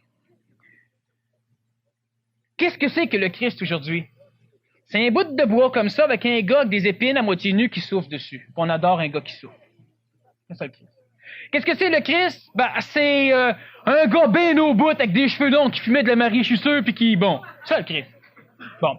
Pour d'autres, le Christ était un homosexuel parce qu'il y avait juste des gars dans sa clique et il n'y avait pas de femmes. Il y en a beaucoup qui pensent ça. C'est quoi le Christ? C'est mon ami, c'est mon frère, c'est ça. Vu que chacun a son opinion d'une chose qui ne peut pas être opinionnisée, qui ne peut pas être personnifiée, vu que chacun a son opinion de ce que c'est, si un jour ça arrive, il ne verra pas. Alors, celui qui va venir contre cette phénoménologie de mémoire christique est justement celui qui va permettre de purifier la conscience mémorielle du Christ pour que l'humain puisse un jour voir tel quel ce que c'est que le Christ. Et pas rester branché toujours sur la mémoire éducative, la mémoire théologique, la mémoire théocratique même, de ce que c'est que le Christ. On a le Christ. Tu vas dans une pastorale, on te présente un Christ, tu vas dans un autre, on te présente un autre Christ, à un moment donné, t'en as par sa tête. Le phénomène du Christ, c'est que ce n'est pas personnifiable. L'intelligence christique qui, à un moment donné, a rempli chez Yoshua ben Joseph, le Nazaréen, qui est devenu Jésus par la suite, est quelque chose qui n'est pas personnifiable. Chaque être humain, un jour, deviendra quelque chose comme ça. Mais pas en se disant, m'être comme lui. Lui, il n'a pas dit m'être comme ma tête, mais m'être moi. Et l'humain doit devenir lui. Mais pas lui. Lui. Pas toi. Bon. Alors donc, le phénomène anti-Christ, c'est quelque chose qui va être anti-concept du Christ pour que l'humain... Parce que regarde bien, dans l'Antiquité, là, 1980, disons 10 années, lorsque le Nazaréen est apparu, il n'y avait pas de Christ. Alors, personne ne connaissait ce qu'était le Christ, personne ne savait ce qu'était le Christ, ce qui fait qu'à un moment donné, si quelqu'un devient Christ, alors les humains peuvent accepter. Mais aujourd'hui, vu que maintenant, ça fait un peu moins de 2000 ans qu'on en parle, si le Christ revient ici, je l'ai déjà dit, il va se faire arrêter pour pratique illégale de la médecine, il va se faire arrêter pour je ne sais quoi, parce qu'on fait des guérisons comme ça aujourd'hui. Bon, ça l'a changé. Alors, l'humanité ne peut plus continuer à vivre en fonction d'une mémoire, disons, néotypale de l'époque du Christ, mais qui est maintenant archétypale par rapport à notre époque, une vieille mémoire de ce Christ. Par contre, tous ceux qui vont vouloir récupérer les individus, faire attention à ce que je dis, il ne faut pas interpréter tout croche travers. Je ne veux pas dire que quelqu'un qui va prendre un drogué et qui va vouloir l'amener, disons, vers cette image du Christ, travaille pour le Satan ou pour Lucifer. Non. Celui qui prend un individu qui l'amène vers une image plus haute en vibration, elle est mémorielle. Elle n'est pas purement christique, elle est mémorielle. Mais elle est mauditement plus haute que l'image même réelle de la drogue ou de la prostitution. Alors, il le montre jusque-là. Mais si cet individu-là, à un moment donné, veut vivre individuellement, va avoir sa conscience propre de son cheminement d'évolution, et que la personne qui l'a monté, il veut l'empêcher, là, elle devient satanique. Alors, qu'est-ce que c'est que le phénomène de l'évolution satanique? C'est que si quelque chose est chaud et que tu mets du froid, le froid est automatiquement satanique par rapport au chaud parce qu'il devra baisser. Sauf que le chaud est automatiquement yavique par rapport au froid parce qu'il va l'augmenter en vibration. Alors, c'est parfait que tu prennes un individu et que tu l'amènes à l'idée du Christ. Qu'est-ce que c'est que le Christ? Si le Christ est simplement l'idée qu'un jour l'être humain sera son seul maître et maître des forces sataniques, maître du plan de la mort, le Nazaréen transcender le plan de la mort, c'est génial. Mais si le Christ est quelqu'un que tu dois adorer, que tu dois... En tout cas, il y a plusieurs choses à un moment donné qui sont dangereuses et qui servent typiquement les forces d'involution de l'homme, c'est-à-dire, ne soyez jamais vous autres, pensez toujours qu'un jour vous allez être comme quelqu'un d'autre. Autrement dit, vis pas ta vie, prends une vie d'emprunt, puis plug-toi là sur le corps, puis essaye d'être ça. Mais c'est un transit. Il faut comprendre ça comme un transit. C'est une transition. Plus cela va aller, plus à un moment donné, on aura de ces antéchrists qui vont être... présentement, on n'a pas d'antéchrist. On a des petits phénomènes intéressants. Bon, on n'a pas d'antéchrist encore, c'est pas le temps. Encore quelques années, puis il y a des choses qui vont commencer à apparaître. C'est pas aussi dangereux qu'on le pense. Il suffit simplement d'avoir une conscience individuelle, puis il n'y a aucun problème. Alors, ce qu'il faut donc comprendre, c'est que les forces sataniques se nourrissent de l'émotion de l'homme, qu'elle soit positive ou négative. Cela ne veut pas dire ne plus avoir d'émotions. Lorsqu'on a des émotions positives, elles rentrent en résonance avec un plan drôlement intéressant qui permet à Satan de manipuler l'humain pour que l'humain ait du plaisir. Si on a des émotions négatives qui nourrissent encore une phénoménologie satanique, alors ça permet à Satan de manipuler l'humain pour que l'humain ait des émotions négatives. La peur, la souffrance, l'ennui, la colère, la jalousie. J'appelle les émotions négatives. Négatives par rapport, disons, à involuer, plus basse en vibration. Alors, qu'est-ce que l'homme nouveau fait par rapport au phénomène satanique? Alors, à l'époque, on avait, il y a 2000 ans, parce qu'on va parler un peu du Nazaréen, étant donné que c'est le seul qui a rencontré les forces sataniques de plein pied et qui leur a carrément dit « Je suis le maître ». Après avoir été le maître, qu'est-ce qu'il a fait? Il n'a pas contrôlé Satan. Mais non, Satan est un phénomène intelligent qui est essentiel pour le reste de l'humanité. Mais Nazaréen a dit « Moi, je sais pas. C'est où je vais, va. Hein? C'est balaye. » Alors, ce qu'il faut comprendre, c'est que l'homme nouveau devra, comme le Nazaréen, rencontrer, lui aussi, on appelle ça un peu l'initiation par le feu, c'est-à-dire rencontrer les phénomènes sataniques. Et ça demande certaines choses. Si on fait référence au Nazaréen, hélas, à l'époque, disons qu'on ne filmait pas. Hein? Alors, ce qui est intéressant, c'est que le Nazaréen s'en va seul dans le désert, ce qui est tout à fait faux. Il n'a pas été seul dans le désert, parce que tu as toujours besoin d'un ou de deux témoins quand tu fais une initiation de ce genre. Alors, tu t'en vas quelque part, et quand tu as fini, tu vas voir, puis tu dis aux personnes, qu'est-ce que tu as vu? Ben, rien. Tu peux peut-être douter de ce qui s'est passé. Ben, il y avait ça. Dis pas ce que tu as vu, demandez si c'est ça. Demande qu'est-ce qu'il a vu. Puis demande à l'autre. Comment pensez-vous qu'on a compté ce qui s'est passé dans le désert si tu étais seul? N'est-ce pas? Bon, si on réfléchit un peu. Il aurait pu les raconter. Il y a des apôtres. Non. Pourquoi? Parce que tous les apôtres n'en parlent pas comme ça. Il y a des apôtres qui étaient là comme témoins. Il était seul dans le désert face à Satan, mais il n'était pas seul dans le désert, veut dire, avec 50 km à ronde. Bon. Alors, tu vas donc rencontrer ceci. Tu dois crier, tu dois t'arranger pour pouvoir faire un peu de stimulation d'un force satanique. Je ne compterai pas tout, parce que Satan peut facilement manipuler des humains, aller s'essayer. Et on a de graves problèmes quand on essaye des choses, quand on n'est pas prêt. Et une fois que cela est fait, l'homme nouveau, donc, même phénomène que le Nazaréen, tu dois expulser de chez toi tout ce qui est d'ordre satanique ou luciférien. Cela veut dire que tu dois devenir d'une humilité absolument fantastique, c'est-à-dire simplement pure. Cela veut dire que tu dois être capable d'expulser, et ça, évidemment, il y a des moyens, mais la personne, elle le sait quand c'est prêt. Tu sais, tu suis pas un cours pour apprendre à expulser pour rencontrer Satan. Quand tu es prêt, tu sais. C'est pas compliqué tellement. C'est pas bien compliqué. Tu peux suivre des cours pour t'amener des phénomènes vibratoires, des choses comme ça. Mais le reste, tu le fais tout seul, avec un ou deux témoins, pour te ramasser ou pour t'expliquer qu'effectivement, ça s'est passé. Parce que tu peux perdre. Une chose intéressante, c'est que lorsqu'un être humain s'en va faire, a la connaissance pour faire cette initiation par le feu, il est toujours vainqueur. Ça, c'est intéressant. Parce que tu ne vas pas passer cet examen si tu vas perdre. Je veux dire, l'intelligence est conséquentielle, ce qui fait que si on te donne les clés pour y aller, c'est que c'est réglé. Alors, ce qu'il faut comprendre donc, c'est que l'homme nouveau, évidemment, devra rencontrer Satan. Donc, la conscience collective planétaire de plein fouet devra laisser sa trace dans le monde de l'astral, donc dans le monde satanique, c'est-à-dire que Satan devra le connaître. Cela veut dire quoi? Cela veut dire qu'à un moment donné, il y a certaines personnes qui vont jouer avec certains jeux ou qui vont essayer de faire des phénomènes, disons, de médiumnité et vont rencontrer une personne dans le monde de la mort qui vient les aider. C'est automatiquement satanique. C'est-à-dire que tout ce qui est tributaire de la mémoire collective, des annales akashiques hindous, du ciel catholique, du ciel et l'enfer, disons que je mets les deux ensemble parce que c'est un peu le même phénomène, tu peux passer de l'un à l'autre sans problème, alors c'est vraiment pas compliqué. Tout ce qui est tributaire de ce monde de la mort est automatiquement tributaire des forces sataniques. Pourquoi pensons-nous que l'Église, qui à l'époque luttait tant contre Satan, a lutté contre tous les voyants, contre tous les médiums, contre tous les ceci ou tous les cela? Seul le prêtre pouvait se permettre d'être médium parce que, disons, qu'on s'attendait à ce que la vibration des prêtres de l'époque puisse permettre justement un contact intuitif avec l'archétype pur ou avec l'esprit plutôt qu'avec les forces sataniques, donc le monde de la mort, créé par l'homme au cours de l'évolution de l'homme. Alors, ce qu'il faut donc comprendre, c'est que justement, tout ce qui est tributaire, disons, est-ce que c'est nécessairement négatif? Non, c'est satanique. Toi, tu peux faire une référence au monde de la mort, parler à quelqu'un qui est mort, ça peut être ton père, peut être ta mère, peut être un vichou que tu connais pas, puis un grand maître de l'Agartha que tu ignores, que tu connais pas non plus. Et on va te dire des choses. Mais ça, c'est pas grave. Ce qu'on va te dire peut être correct, peut être faux. C'est satanique. Et c'est pas un péché de contacter Satan.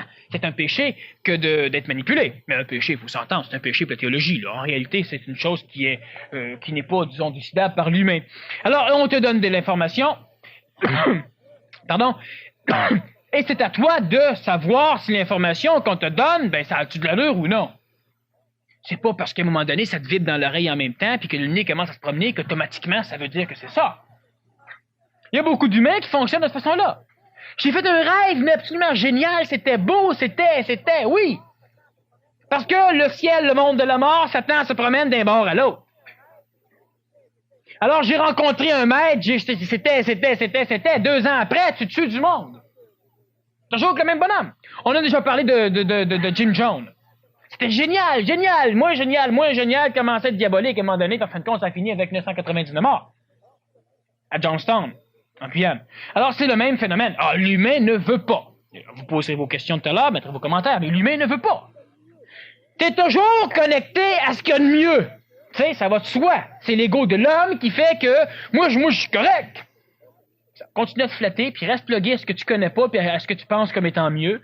C'est ce que j'appelle de l'orgueil. C'est ce qui fait que l'humain est manipulé de façon exemplaire, sans que jamais il le sache. L'humain va dire, non, lui est manipulé, elle est manipulée, pas moi.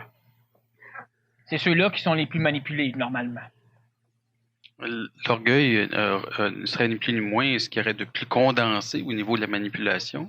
Je parle de l'homme. Un autre phénomène intéressant, c'est que l'enveloppe de la Terre porte un nom particulier, périsprit. Bon. Tout l'intérieur de ce périsprit, c'est le ciel, le monde de la mort. Au centre, il y a la planète Terre qui est la densification parfaite de ce phénomène évolutif. On pourrait même dire que la Terre, c'est un peu l'ego de tout ça. C'est le noyau de l'âme de la Terre. C'est un peu comme une cellule. Le noyau, le liquide cytoplasmique, la membrane. L'être humain, lui, a une âme qui est paramétrée par le séraphin, le périsprit. Il y a les mémoires volatiles, l'âme. Et il y a le noyau qui va être l'ego. C'est la correspondance parfaite de ce qui existe au niveau de notre planète. Continuellement, on enseigne à sauver l'âme. Mais sauver l'âme veut simplement dire que lorsque tu meurs, tu dois restaurer ton âme au ciel. Et là, tu nourris encore le monde de la mort.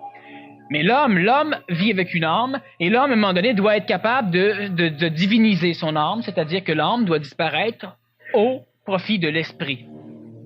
Et tout ce qui présentement fonctionne à l'échelle de l'évolution de notre planète fait en sorte que l'humain, non, sauve ton âme, c'est ta personnalité, c'est ton identité, c'est ta mémoire, c'est ton expérience, c'est toi. C'est pas toi, c'est ce que tu penses que t'es. À un moment donné, l'humain devra transcender l'âme et passer au plan de l'esprit. Parce que Satan manipule l'âme. Tu élimines l'âme, tu n'es plus manipulable. L'âme est essentielle, de toute façon, s'il y a des questions, on va en parler par la suite. Alors, un petit résumé très très rapide.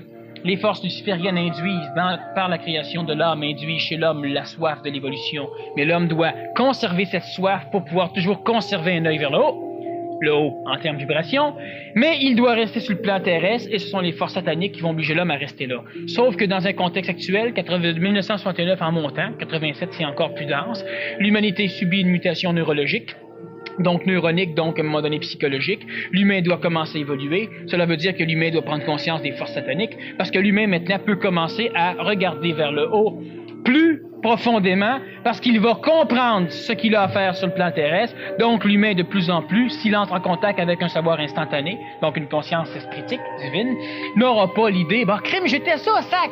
Non, tu vas aussi comprendre ce que tu fais ici, puis tu vas l'accepter, ce que le Nazaréen a fait. Alors plus ça va, plus il faut s'ouvrir. Mais les forces sataniques, eux autres, sont pas intelligentes. Eux autres, ils ferment. C'est une mécanicité. C'est simplement mécanique. Ils disent pas, bon, lui, il est prêt, on ouvre. Satan, t'as rien à foutre avec ça. T'es prêt quand tu ouvres. Ce que le Nazaréen a fait. Alors donc, c'est tout le phénomène est extrêmement intelligent. Lorsque le Nazaréen expulsait les forces du mal, lorsque, par exemple, qu'il exorcisait, j'ai déjà expliqué un peu, je crois, mais disons assez brièvement, on va revenir en février sur une conférence, pourquoi avoir un nom, où on va en parler un peu plus. Lorsque l'intuition de l'homme nouveau, disons, l'instruit de l'onde de forme émise par un phénomène satanique ou diabolique qui possède un individu, l'individu ne peut être possédé que par sa qualité vitale, c'est-à-dire qu'on ne peut posséder qu'un être qui vit. Il y a juste des vues qu'on possède des morts. Bon. Le vaudou, c'est un mort vivant, c'est-à-dire que le corps vital est intact, le corps physique est intact, c'est l'âme qui est expulsée, donc ça reste vivant. Ce n'est plus nécessairement humain évolutif dans le sens du terme, mais ça reste vivant. Le Nazaréen lui percevait l'onde de forme, c'est-à-dire l'énergie dégagée par l'énergie vitale de ce qui possédait l'individu, et son intuition lui permettait, à un moment donné, par l'intermédiaire de sa conscience, de pouvoir transformer la perception vibratoire de cette chose dans une expression vibratoire orale. Donc, il trouvait le nom, le mot. Et là, il avait donc, maintenant qu'il avait trouvé la clé, ce qu'on appelle le verbe, le mot juste, la parole juste, alors il n'avait qu'à donner un ordre avec une énergie mentale dans sa voix, et évidemment, il expulsait les forces du mal. On dit que le royaume est déjà commencé. Ce qu'il faut comprendre, c'est qu'effectivement, le Nazaréen a amené à l'échelle de l'humanité, donc de la planète, un phénomène relativement intéressant. Ça va de soi, c'est d'ailleurs ce qui permet maintenant à l'humain d'avoir accès aujourd'hui et dans l'avenir à cette conscience christique, le terme de l'époque, conscience supramentale, le terme, disons, du Québec d'aujourd'hui. Le Nazaréen, lui, a amené une expérience nouvelle, c'est-à-dire que c'est une intelligence, un esprit, au même titre que vous, malgré que peut-être certains se croient suffisamment médiocres, préféreraient ramper au pied du Nazaréen. Donc, une intelligence espritique au même titre que vous, qui est arrivée sur le plan terrestre quelques milliers d'années, quelques millions d'années après vous. Cela veut simplement dire qu'il y avait des corps physiques suffisamment solides pour pouvoir recevoir de l'énergie, de l'intelligence, sans la déformer. Donc, dans la secte nazaréenne, la seule qui à l'époque acceptait les femmes dans le but d'avoir des enfants, à un moment donné, est né un corps physique qui avait le privilège de pouvoir supporter le contact avec l'intelligence supramentale d'une façon pure, et ça a été le Nazaréen.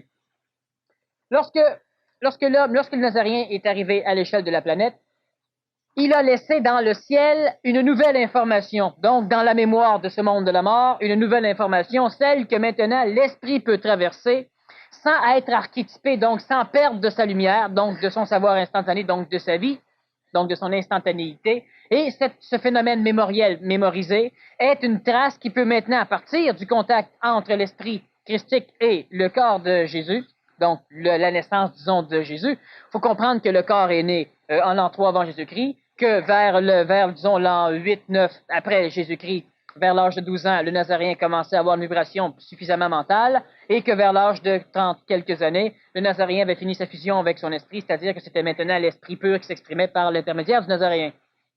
Donc, il a finalisé sa fusion après la crucifixion, si on va être précis. Bon. En ce qu'il faut donc, quand on parle de ce monde, la trace laissée était un néotype, c'est-à-dire une nouvelle information laissée dans le monde de la mort, ce qui permet maintenant à la conscience de l'homme qui va évoluer, lorsqu'il fait référence intuitivement mais inconsciemment à cet archétype, lorsqu'il recherche une trace d'où il vient, il trouve subitement le passage d'une intelligence nouvelle, celle du Christ. Alors, il a maintenant une nouvelle information, c'est qu'il y a effectivement un monde au-delà du monde de la mort, un monde au-delà du ciel, et ceux qui avaient des oreilles ont su que le Nazaréen, lorsqu'il parlait des cieux, ne parlait pas du ciel. Lorsqu'il parlait du phénomène du ciel, lorsqu'il parlait de mettre un trésor dans le ciel, c'était un phénomène mémoriel énergétique et grégorien sur lequel on va revenir. Et lorsqu'il parlait des cieux, il parlait d'une coloration. Il parlait, d'un savoir instantané, non coloré par les forces mémorielles, sataniques, lucifériennes, humaines, amiques, ou etc. Alors donc, maintenant que l'humain a la possibilité de faire référence à une trace d'un monde au-delà du monde de la mort, donc du ciel, les cieux, c'est un monde nouveau qui commence à l'échelle de l'évolution cosmique ou de l'évolution planétaire. Et évidemment, c'est ce que ça veut dire. Expliquez-moi la différence entre le précurseur et le curseur. Où est l'influence et de quelle énergie sont-ils? Bon. Un précurseur, c'est une constatation, c'est simplement une chose qui entraîne pour la première fois quelque chose. Le curseur, c'est une chose qui permet à l'humain, lorsqu'il le manipule, de pouvoir diriger son action sur d'autres choses. Alors, je crois que c'est suffisamment bien répondu. Les forces du mal se dissimuleraient derrière l'inconscience collective ou les grands problèmes sociaux, pauvreté, exploitation, Non. manipulation de l'homme, de Dieu. Quelle est votre opinion? Bon, j'ai pas d'opinion. Les forces du mal se dissimuleraient derrière l'inconscience collective. Comprenons clairement que les forces du mal sont l'inconscience collective, et cette inconscience collective est ce que j'appelle moi la conscience collective, pour la simple raison que l'inconscience collective, c'est ce qui sert de conscience aux masses. C'est donc une conscience collective. On me dit souvent, non, c'est de l'inconscience, les gens ne savent pas. Ben justement, la conscience de l'homme, c'est de l'inconscience. Alors, c'est donc une conscience collective. Celui qui, à un moment donné, se drogue ne sait pas ce qu'il fait, mais il va dire, non, j'étais conscient de ce que je faisais. C'est ça, c'est de la conscience collective. On peut appeler ça de l'inconscient, mais quand on appelle ça de l'inconscient collectif, cela est un terme relativement manipulé par la conscience collective, justement, qui fait dire à la psychologie que l'être humain a une conscience pure et individuelle, et il y a de l'inconscience collective. Non. L'être humain qui a une conscience, dans la majorité des cas, c'est une conscience qui est typiquement collective. On me demande mon opinion. Ben, on n'a rien à faire avec mon opinion. D'ailleurs, je n'ai pas d'opinion non plus. Je parle de choses, je dis des choses, tout ça. Alors donc, les forces du mal se dissimuleraient derrière l'inconscience collective, c'est cette chose, ou les grands problèmes sociaux, pauvreté, exploitation, manipulation de l'homme, etc. Ce qu'il faut bien comprendre, c'est que les forces sataniques manipulent l'humain pour que l'humain ait autant de joie qu'il va manipuler l'humain d'un autre continent ou d'une autre région pour que l'humain ait de la souffrance. Alors, ça ne manipule pas exclusivement qu'au niveau pauvreté. Qu'est-ce qui fait qu'un être humain est pauvre? Ça peut être génétiquement, il n'a pas la faculté neuronique de s'adapter à un cadre capitaliste, par exemple. Bon, alors il est pauvre. Il ne comprend pas comment faire l'argent. En plus, les autres pauvres l'ont instruit que les riches étaient tous des cons, que l'argent ne faisait pas le bonheur. Ça l'aide à maudire, en tout cas, puis l'argent fait pas le malheur non plus. Hein? Bon. Alors, on a instruit les choses, et puis à un moment donné, ça peut être parce que la personne n'a pas neurologiquement la possibilité de comprendre la mécanicité du jeu d'échecs de la finance. Ça peut être aussi simplement parce qu'au niveau manipulation, on manipule des personnes qui ont le hasard d'avoir de l'argent, qui ne comprennent pas plus que d'autres, et qui, eux, ont suffisamment d'orgueil pour conserver tout ce qu'ils ont, parce que ça leur donne du pouvoir, ils ont l'impression d'être quelqu'un par rapport à tous ceux qui, apparemment, pour lui, ne sont rien. Alors, la richesse, lui, il est riche, il est manipulé par les forces sataniques, autant peut-être que le pauvre qui peut l'être aussi. Alors, ce qui fait qu'il ne faut pas essayer de comprendre qu'est-ce qui, au niveau satanique, pas pour l'instant. Chaque chose en son temps, peut-être certains peuvent le faire, mais disons que ce n'est pas suggéré pour l'instant, d'essayer de comprendre les manipulations sataniques planétaires. À quoi ça va servir, à quoi ça va vous servir de comprendre immédiatement toute la manipulation satanique planétaire? Ce serait drôlement plus intéressant de comprendre de quelle façon individuellement vous êtes assujetti à ces manipulations. Lorsque l'être humain, à un moment donné, entend parler, ne nous soumet pas à la tentation, il parle à son père. Lorsque le Nazaréen a induit une prière, parce qu'avant, l'être humain parlait, mais l'être humain ne savait pas comment concentrer de l'énergie orale vers un phénomène. Mais le Nazaréen a enseigné deux choses. J'ai déjà révélé une, on va en révéler une autre, qui est relativement intéressante. Premièrement, notre Père, blablabla, Amen. Amen, ça veut dire, amène-moi ça. Ça veut dire. Amen, ça veut dire ainsi soit-il. Ça veut donc dire qu'il en soit ainsi. Ça veut dire que lorsque l'être humain prie, il doit finir avec un ordre.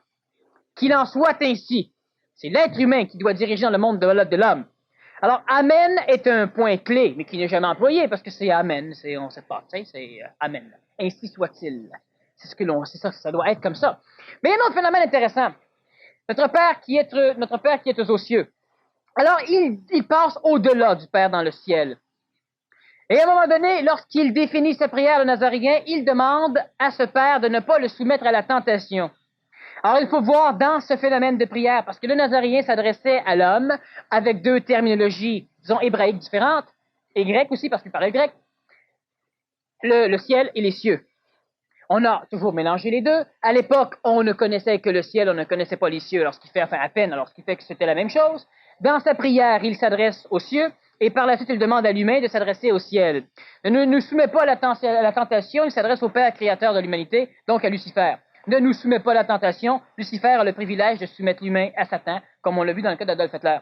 Alors, ce qui fait que c'est un phénomène, disons, qui est particulier aux forces de l'inconscience, aux forces de l'évolution infernale, et lorsque l'être humain finit par devenir tout à fait individuel dans sa conscience, c'est-à-dire lorsque l'être humain arrive à se centrer dans son intelligence, lorsque l'être humain arrive à savoir de par lui-même si ce qu'il pense, ce qu'il vit, ce qu'il exprime, et lorsqu'il arrive à savoir de par lui-même quelle nature ça a. L'homme nouveau est capable de savoir en s'observant lui par rapport à lui, c'est-à-dire en observant le résultat qu'il exprime, par rapport à l'intelligence qui le conditionne, de quel degré d'évolution il est. Tandis que l'homme ancien, lui, devra comparer ce qu'il est à d'autres personnes pour pouvoir se dire « je suis évolué ou je ne le suis pas ». Hein? On a un proverbe ancien qui dit que le borgne, il est roi parmi les aveugles. Alors, celui qui manque un œil, ben, il est handicapé. Non, il est génial à travers un paquet d'aveugles. Alors, l'homme nouveau, et celui qui a une évolution de conscience individuelle, doit finir par savoir de par lui-même ce qu'il est. Pas demander à d'autres. Pas se référer à des livres, pas se référer à ceci ou cela. Qu'est-ce que ça vibre chez vous? Mais là, on va m'instruire un peu plus, après ça, on va le savoir. Tu ne le sauras jamais. Pour la simple raison que lorsque l'être humain rentre de la mémoire, l'être humain, il est ceci, il est cela, il est cela, il est ceci. Et ça soit, bon, qu'est-ce que je suis?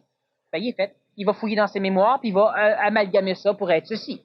Lorsque l'être humain n'a pas d'informations de ce genre, lorsque l'être humain se pose la question, ben là, il y a des mots, tu as de chance qu'il se connecte à de l'intuition. Elle peut être reliée au plan satanique, donc au plan du monde de la mort, donc mémoriel planétaire, la conscience collective, comme elle peut aussi être reliée à son intelligence instantanée, à son esprit, et l'être humain doit donc développer le discernement, simplement pour apprendre à discerner les deux. De quelle façon on discerne si c'est l'esprit ou les forces sataniques qui parlent à l'homme? C'est facile. Croyez ni un ni l'autre. Servez-vous de ce que vous êtes et puis appliquez ce que vous pensez être correct. De toute façon, vous allez toujours faire ce qui sera le mieux dans vos capacités de faire et vous ne serez jamais coupable de quoi que ce soit. Responsable, oui, pour la simple raison qu'il y a un esprit, vous, qui manipulez un corps, vous, et ce vous est assujetti au plan de l'âme, vous, encore une fois, manipulé aux forces sataniques créées par la conscience planétaire de l'homme. Voilà. Y a-t-il une différence entre le diable et Satan? Satan est une terminologie qui fait référence à la totalité des forces, disons, mémorielles du monde de la mort de l'homme, planétaire. Et le diable est une phénoménologie qui fait référence à des particularités très limitées de cette force. C'est-à-dire que Satan peut manipuler dans n'importe quelle forme de religion, tandis que les formes diaboliques ne seront assujetties qu'à certaines formes de religion, donc à certaines formes d'égrégores, c'est-à-dire qu'on aura des diables particuliers de la religion chrétienne, on aura des diables particuliers de la religion islamique, de la religion krishnique, de la religion, etc., etc. Tandis que Satan englobe tous ces phénomènes.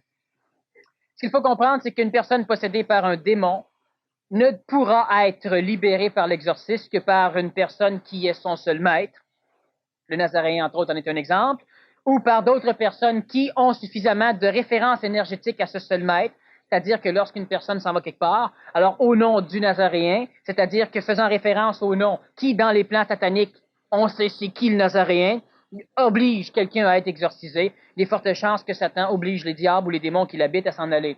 C'est pourquoi d'ailleurs, tant que l'homme reste lui-même, reste un être humain planétaire, il peut faire des choses au nom de Dieu ou au nom du Christ, mais rarement en son nom.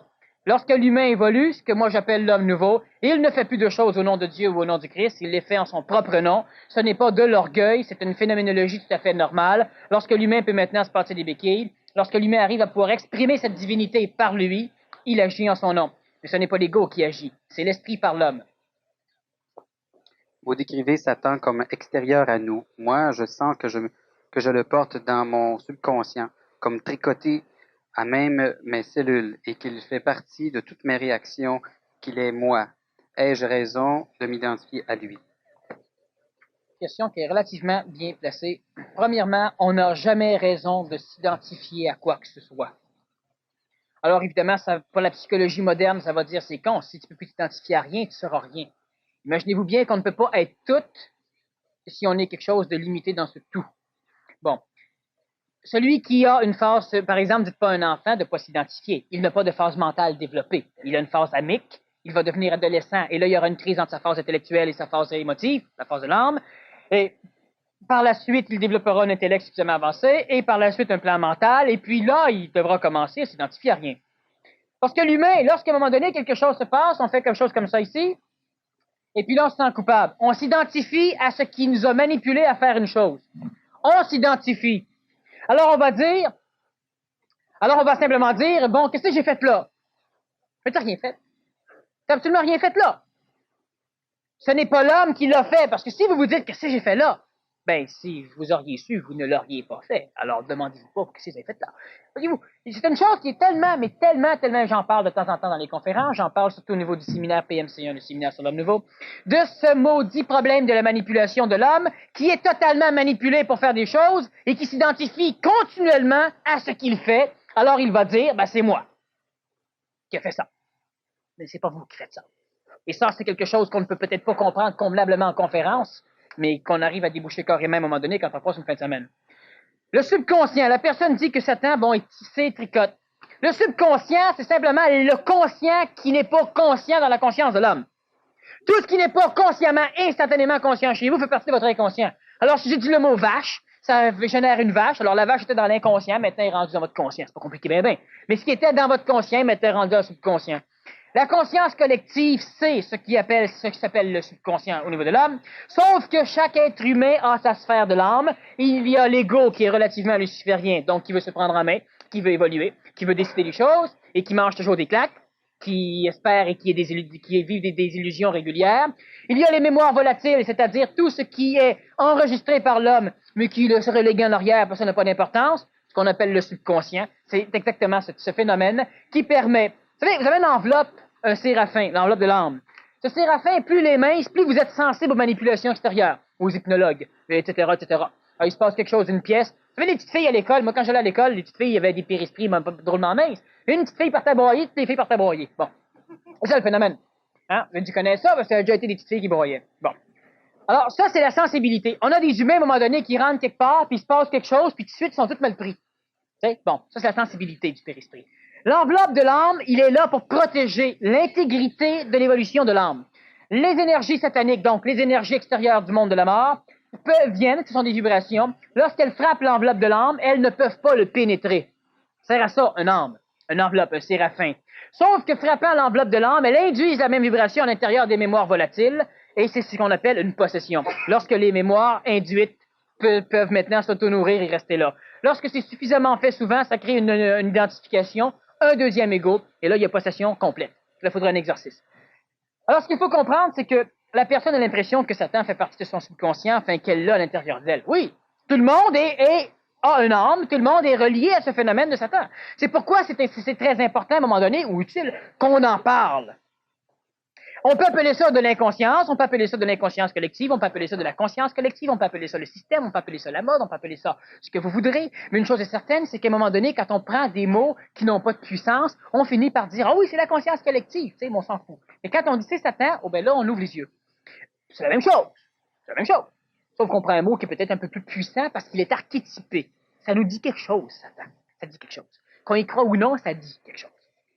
Il n'y a pas une personne ici qui y croit pas, qui viendrait avec moi à un moment donné dans le bois, puis que j'y présenterais, qui y croirait plus. Hein? Il n'y a même pas un qui dit non, moi j'y crois pas, mais je n'ai même pas besoin d'y aller. C'est ça, là chez vous. Préférable. Bon. Alors, à même mes cellules, qu'il fait partie de toutes mes réactions, qu'il est moi, ai-je raison de m'identifier à lui? Vous n'êtes pas satanique, vous êtes espritique, c'est-à-dire que vous êtes de l'intelligence pure. Cette intelligence, elle traverse un gros filtre coloré, immense, l'atmosphère de notre planète. Bon, j'ai déjà expliqué scientifiquement comment ça se faisait. Je suis en train d'écrire une brique, justement, pour les chercheurs, de façon à ce qu'on explique moléculairement, il y a comment ça se passe. Alors, on va passer là-dessus un peu. Cette brume, c'est le ciel. L'énergie qui traverse cela se heurte à un paquet de choses. Et la seule chose qui arrive à l'homme, c'est la mémoire, laissée par le passage de cette énergie. Alors, l'être humain est de l'intelligence qui, présentement, ne peut faire référence qu'à un contexte mémoriel, un contexte du passé. Alors, c'est évident que l'être humain, s'identifiant à ce contexte mémoriel, vous vous identifiez à ce que vous avez été dans le passé. Et c'est ce que vous appelez « je suis ». Mais vous ne vous identifiez pas à l'instantanéité même de votre être, parce que vous ne pourriez pas dire « je suis ». Ça n'a aucune importance de le dire. Bon. Alors, l'être humain qui s'identifie à toute la phénoménologie satanique, inconsciente, subconsciente, etc., c'est un être humain qui est mal pris, parce que c'est évident que les forces lucifériennes ou sataniques tiennent à ce que l'être humain s'identifie à ces choses-là, parce que tant que l'être humain va s'identifier à Al Capone, hein, à Adolf Hitler, à Boy George, à Satan, aux Nazaréens, ben, ils s'identifieront pas à eux autres. Tant que l'humain n'a pas d'identification propre à lui, tant que l'humain n'est pas capable de vivre de lui, mais qu'il doit nécessairement vivre de l'extérieur, ben, évidemment, on nourrit les forces sataniques, c'est parfait. Alors, continuez à vous identifier dans des choses que vous n'êtes pas, et évidemment, ben, vous faites le jeu des forces de l'involution. Ce n'est pas de votre faute, tapez-vous pas la tête ces murs. Ça ne change rien. Faut juste qu'à un moment donné, on arrive à comprendre l'idée. C'est pas dangereux, vous savez, fonctionner avec Satan. Tout est prévu, tout est parfait. Faites-vous-en pas. Ceux qui vont en enfer, ils vont pas pour l'éternité. Pour l'éternité humaine, oui, il va rester des mémoires là-dedans, mais pas l'esprit de l'homme. Bon. Alors, ce qu'il faut bien comprendre, c'est d'identifier à ce qui arrive là. Non. Sachez que vous êtes manipulé. Mais il y a un mot du problème. C'est depuis que je parle de manipulation, il y a des gens qui ont découvert qu'effectivement, ils étaient manipulés et qu'ils ont réussi à se libérer, disons, d'une grande partie de la culpabilité manipulatrice. Ils n'ont pas encore éliminé toute la manipulation, pour la simple raison que ce n'est pas moi qui peux aider un humain à éliminer la manipulation. Par contre, lorsque, par exemple, là, au niveau du séminaire ou au niveau des conférences, lorsque l'humain arrive à avoir suffisamment clair de quelle façon on tire les bribes de sa vie, alors l'humain, premièrement, cesse de se culpabiliser. Deuxièmement, l'humain sait maintenant de quelle façon orchestrer son évolution, parce que maintenant, il sait ce qu'il doit faire énergétiquement pour pouvoir couper les contacts de la manipulation. Et l'humain se libère des contraintes, des forces d'évolution, donc, il faut pas appeler les forces sataniques. Maintenant, lorsque l'humain s'identifie à ce qu'il est, c'est-à-dire que lorsque l'humain est maintenant capable de voir, de faire la part entre tout ce qu'il fait, qui n'est pas lui, et tout ce qu'il aimerait faire, qui est peut-être plus lui, mais qu'il n'arrive pas à faire parce que pour l'instant, il n'est pas le maître contrôleur chez lui, lorsque l'humain arrive à faire la nuance, il commence à dire une chose. L'évolution, c'est le fun, c'est plaisant, puis c'est plus souffrant. Alors, on va dire, voyons donc, Christy, tu fais telle connerie. Oui, mais quand je vois de quelle façon ça a été organisé, ça me fait rire, c'est écœurant. Tu sais, c'est génial tellement c'est con. Puis moi, je suis aveugle. L'être humain n'est pas con, il est ignorant. C'est aveugle. Alors, à un moment donné, il se passe des choses, tu fais des conneries, puis là, tu vois. Qu'est-ce que tu viens de faire? Tu viens de gagner un pas de plus sur Satan. Continue, mon cœur va me manipuler. Puis à un moment donné, m'a tout moté, m'a fini par voir.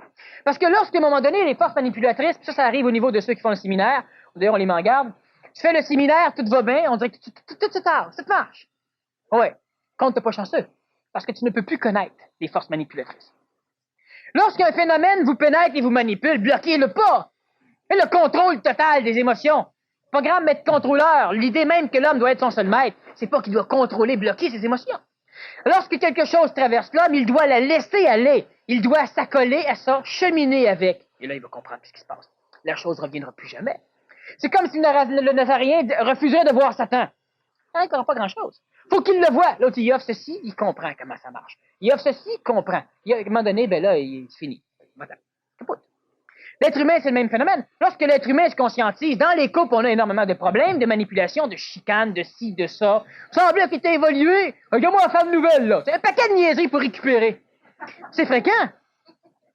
Mais tout ce qu'il faut observer, ce qui se passe, simplement, regarder de quelle façon tu comprends quelque chose de beau, puis à un moment donné, tu t'en sers pour démolir. Observe. C'est pas toi. Bon, mais c'est comique, comment qu'on arrive toujours à te surprendre, à te faire rien. Alors, l'humain est continuellement violé. On viole sa conscience. Alors, évidemment, il faut arriver à être lucide. Alors, oui, là, tu viens de dire ça. Il semble que si, puis là, on y va, on s'amuse. C'est ton régime, là, ben, c'est n'importe quoi. On s'amuse. Aidez-le surtout pas, parce que si vous l'aidez, il risque de s'en sortir. Il est à manipuler. On ne veut pas que personne s'en sorte. Sauf quand je dis on ne veut pas, je parle des forces qui encarcanisent l'humain au niveau de son évolution. L'homme doit à un moment donné se lever, la femme doit se lever, puis devenir son seul maître, et puis on va régler bien les problèmes. S'identifier à ces choses-là, non. S'identifier à vous. Alors vous allez dire, oui, mais je suis quoi à travers tout ça? Pour l'instant, vous ne le savez pas. Fait que identifiez-vous simplement à ce que vous observez. Faites juste observer, puis laissez faire savoir qui vous êtes. Lorsqu'une personne ne veut pas vivre ses émotions, se crée-t-il un déséquilibre énergétique? Bon. L'émotion est une condition expressive, c'est une expression d'une tangente vibratoire astrale, donc amique, qui par le biais de l'énergie vitale, en l'occurrence des centres d'énergie que l'on connaît bien, les chakras, et surtout par le biais biologique de l'hypothalamus et du thalamus, s'exprime par le corps physique. Et ce qu'on appelle l'émotion, c'est une lutte du corps physique contre une agression du monde de la mort, contre une agression de l'âme. Chaque fois que vous avez une émotion, sachez que l'émotion que vous exprimez est une lutte, une défense du corps physique contre l'agression de votre âme. Ouais, non, j'ai ri comme un fou, ça a dilaté la rate, exactement. J'ai ri comme ou encore j'ai eu peur, puis j'ai shaké, puis exactement. Vous savez, si on vous prive d'oxygène, on vous étrangle, il y a des réactions endocriniennes qui se mettent en marche. Si on vous coupe une jambe, ça saigne, il y a des réactions endocriniennes qui se mettent en marche. Toutes les émotions fonctionnent de la même façon. Le corps essaie de réagir à un tétage d'énergie vitale au niveau de l'âme. Donc, le corps entre dans une crise où il réagit Et cette réaction étant connue de l'ego, devient sécuritaire pour l'ego, et l'ego appelle ça une émotion. Alors, à un moment donné, l'ego va rechercher des émotions. Chaque fois que vous avez une émotion, c'est que votre âme tête de l'énergie, donc votre ego tête de l'énergie, et l'humain recherche des émotions pour la simple raison que c'est l'âme satanisée, donc en relation avec le monde de la mort, donc le monde astral, qui justement puise de l'énergie. Et alors là, il y en a qui vont rechercher des émotions, voire des vues d'horreur, parce que leur ego se nourrit d'expressions corporelles qui, en réaction avec les vues d'horreur. D'autres, c'est les films d'amour. Hein, les films romantiques. Alors, c'est l'émotion, c'est cela. Lorsque une personne ne veut pas vivre ses émotions, c'est qu'elle a simplement une consistance au niveau de son âme qui lui fait, ou au niveau mental, qui lui fait prendre conscience, elle s'identifie dans une chose qui n'est pas son ego. L'ego vivant les émotions, la personne s'identifiant dans quelque chose d'autre que son ego, évidemment, ce qui est vécu au niveau émotion, ben, c'est pas elle. Ce ne sont pas ses émotions.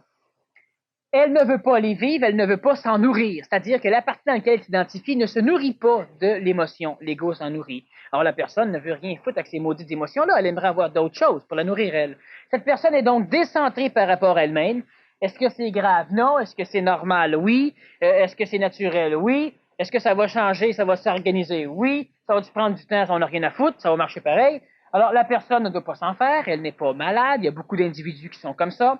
C'est simplement une décentralisation au niveau de l'identification dans l'ego et les choses se placent. Mais une chose qui est certaine, c'est qu'on ne doit pas empêcher une émotion d'être exprimée. Je veux dire par là, c'est que on a des individus qui vivent une émotion et vont pleurer.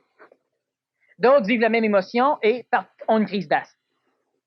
L'émotion doit s'exprimer pour l'instant. Un jour, vous allez apprendre à observer le mécanisme et l'émotion elle-même ce phénomène va disparaître. Vous allez être sensible, mais vous n'aurez plus d'émotion dans le genre des émotions de l'homme ancien. Vous allez avoir une sensibilité, par exemple, drôlement plus affûtée. Bon, alors ce qu'il faut comprendre, c'est que autant que l'émotion s'exprime par une voix qui endommage pas trop le corps, plutôt que de faire comme si on la brimait, puis elle va s'exprimer, elle va aller têter d'énergie ailleurs dans le corps, peut-être dans une voix qui va endommager le corps. Ulcère d'estomac, problème coronarien, fracture du myocarde, hypertension, hypotension. De toute façon, la semaine prochaine, on a une conférence, les maladies de l'homme nouveau, donc de la femme nouvelle. Et une chose intéressante, c'est que ce n'est pas Daniel qui va m'interviewer, mais ça va être un médecin. Alors, de cette façon-là, on va pouvoir faire une conférence réellement. Ce médecin, d'ailleurs, a la connaissance, a vu suffisamment de patients qui on essaie de trouver, on observe les symptômes, on veut faire un diagnostic, tout ce qu'on sait dire, ben, vous avez rien. Oui, j'ai mal partout, ben oui, je sais bien, mais prenez ça, puis bon. Alors, c'est donc, on revient par cette mécanicité au phénomène, justement, des maladies de l'évolution. Alors, la semaine prochaine, on va s'étendre là-dessus, et c'est un médecin qui va m'interviewer. De cette façon-là, on va pouvoir aller grimper un peu. Les réactions qu'on pourrait dire sataniques, comme le plaisir de regarder quelqu'un que j'aime, mon attendrissement face à cette personne, sont ce que, sans être vrai chez moi, alors que j'intuitionne l'esprit, sans le sentir physiquement, est-ce que le contact avec l'esprit va être aussi physique et vrai un jour? Bon, le contact avec l'esprit n'est pas d'ordre physique, et une chose qui est extrêmement importante, c'est que la question ici, elle est quand même, disons, formée par un ego qui comprend des choses, qui a appris des choses et qui veut quelque chose. Bon, c'est un peu comme si on disait, est-ce qu'un jour je vais rencontrer Dieu? Non. L'humain ne rencontrera pas Dieu. L'humain qui rencontre Dieu ne rencontre que la mémoire du passage d'un phénomène. Alors il peut se la faire sienne au niveau mémoriel, puis il peut la réexpérimenter, donc il rencontre Dieu. Il est lui par rapport à Dieu. Mais l'homme nouveau ne rencontre pas Dieu. Il n'est pas lui par rapport à Dieu. Il devient ce Dieu. Alors il ne peut pas le savoir. Lorsqu'une personne, par exemple, est-ce que ça va être physique? Est-ce qu'on va pouvoir Bon, non. Il y a des choses physiques qui vont se passer, mais ça n'aura plus aucune importance, parce que lorsque l'esprit va venir remplir l'humain, l'ego ne sera plus là. C'est un peu ce que le Nazaréen essayait d'expliquer quand il disait « Je ne fais pas ma volonté, je fais celle du Père ». C'est pas celle de l'ego, la créature. C'est celle de ce qu'il a créé. Maintenant, lui ne parlait pas pour lui, il parlait pour les autres. Parce qu'à un moment donné, il a dit lui-même « Je suis ». C'est évident. Enfin, c'est évident. Oui. Alors, les réactions qu'on pourrait dire sataniques. Une chose très importante, le terme satanique, employez-le avec nuance. C'est pas dangereux d'employer le terme satanique au niveau énergétique. Là. Ça ne frustre pas Satan, il est content. Bon. Ça ne sert à rien, mais il est content pareil, on parle de lui. Bon, en mal ou en bien, hein, les politiciens. Bon. Ce qu'il faut comprendre simplement, c'est que le terme Satan et le terme satanique a tellement été galvaudé qu'on finit par s'imaginer que c'est quelque chose de mal. Ben, effectivement, c'est quelque chose de mal par rapport au bien. Mais on a un terme typique qui est les forces astrales, qui est l'astral. L'astral n'est pas péjoratif, c'est-à-dire qu'il implique autant les phénomènes spirituels avancés, autant les phénomènes spirituels involués. Autrement,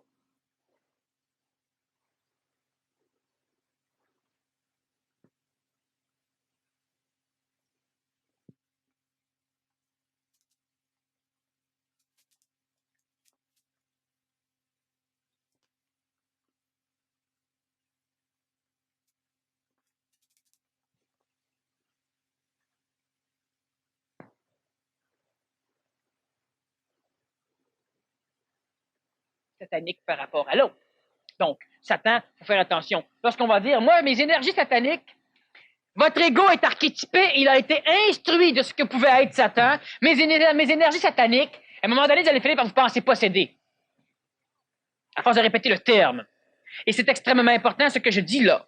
Moi, je peux parler de Satan parce que ça le mot, je sais ce que ça donne, mais ça ne fait rien au niveau de mon ego. Ça ne fait rien au niveau de mon âme. Pour le peu qu'il y a. Mais par contre, lorsque l'humain l'emploie, lorsque l'humain, il y a un synonyme astral. Il n'a pas été stéréotypé par le passé, donc lorsqu'on emploie le mot astral, qui définit le même phénomène, on ne peut pas être assujetti à la marque laissée par le mot Satan. C'est Satan qui te mène. Ça voulait dire simplement que c'était réellement pas correct. C'est Dieu qui me mène. C'est parfait. Les deux sont inclus dans ce que j'appelle l'astral. Là, on risque moins de s'embourber en employant d'autres termes. Alors, phénomène satanique, phénomène astral, c'est la même chose, c'est moins dangereux, parce que ça fait moins peur. Est-ce que le contact avec l'esprit pourrait être aussi physique? Qu'est-ce que c'est que le contact avec l'esprit? C'est pas compliqué. Si vous êtes malade, vous êtes en transition. Lorsque vous serez en contact, vous ne serez plus malade, vous n'aurez plus besoin de manger, vous n'aurez plus besoin de dormir, vous allez peut-être manger pareil, faire plaisir aux autres. Vous n'aurez plus besoin d'enfin, il y a plusieurs choses qui vont carrément être éliminées pour la simple raison que lorsque l'esprit est capable d'être supporté par un corps physique, le corps physique ne peut plus être altéré par la condition expérientielle de l'homme. Ça fait des milliers d'années que chaque être humain attend ce jour, et lorsque j'en parle, chaque être humain se dit, ben oui, vas-y. C'est ça. Ce que j'appelle l'être humain médiocre, hein, qui veut être sauvé, mais qui espère qu'un jour il va être sauvé, mais qui espère pas qu'un jour il va le vivre, le sauvage. Tu sais, à un moment donné, il ne sera pas sauvé par quelqu'un d'autre, c'est lui qui va se prendre en main. L'être humain peut-il poser un seul geste à l'encontre de ce qu'il croit être son propre avantage?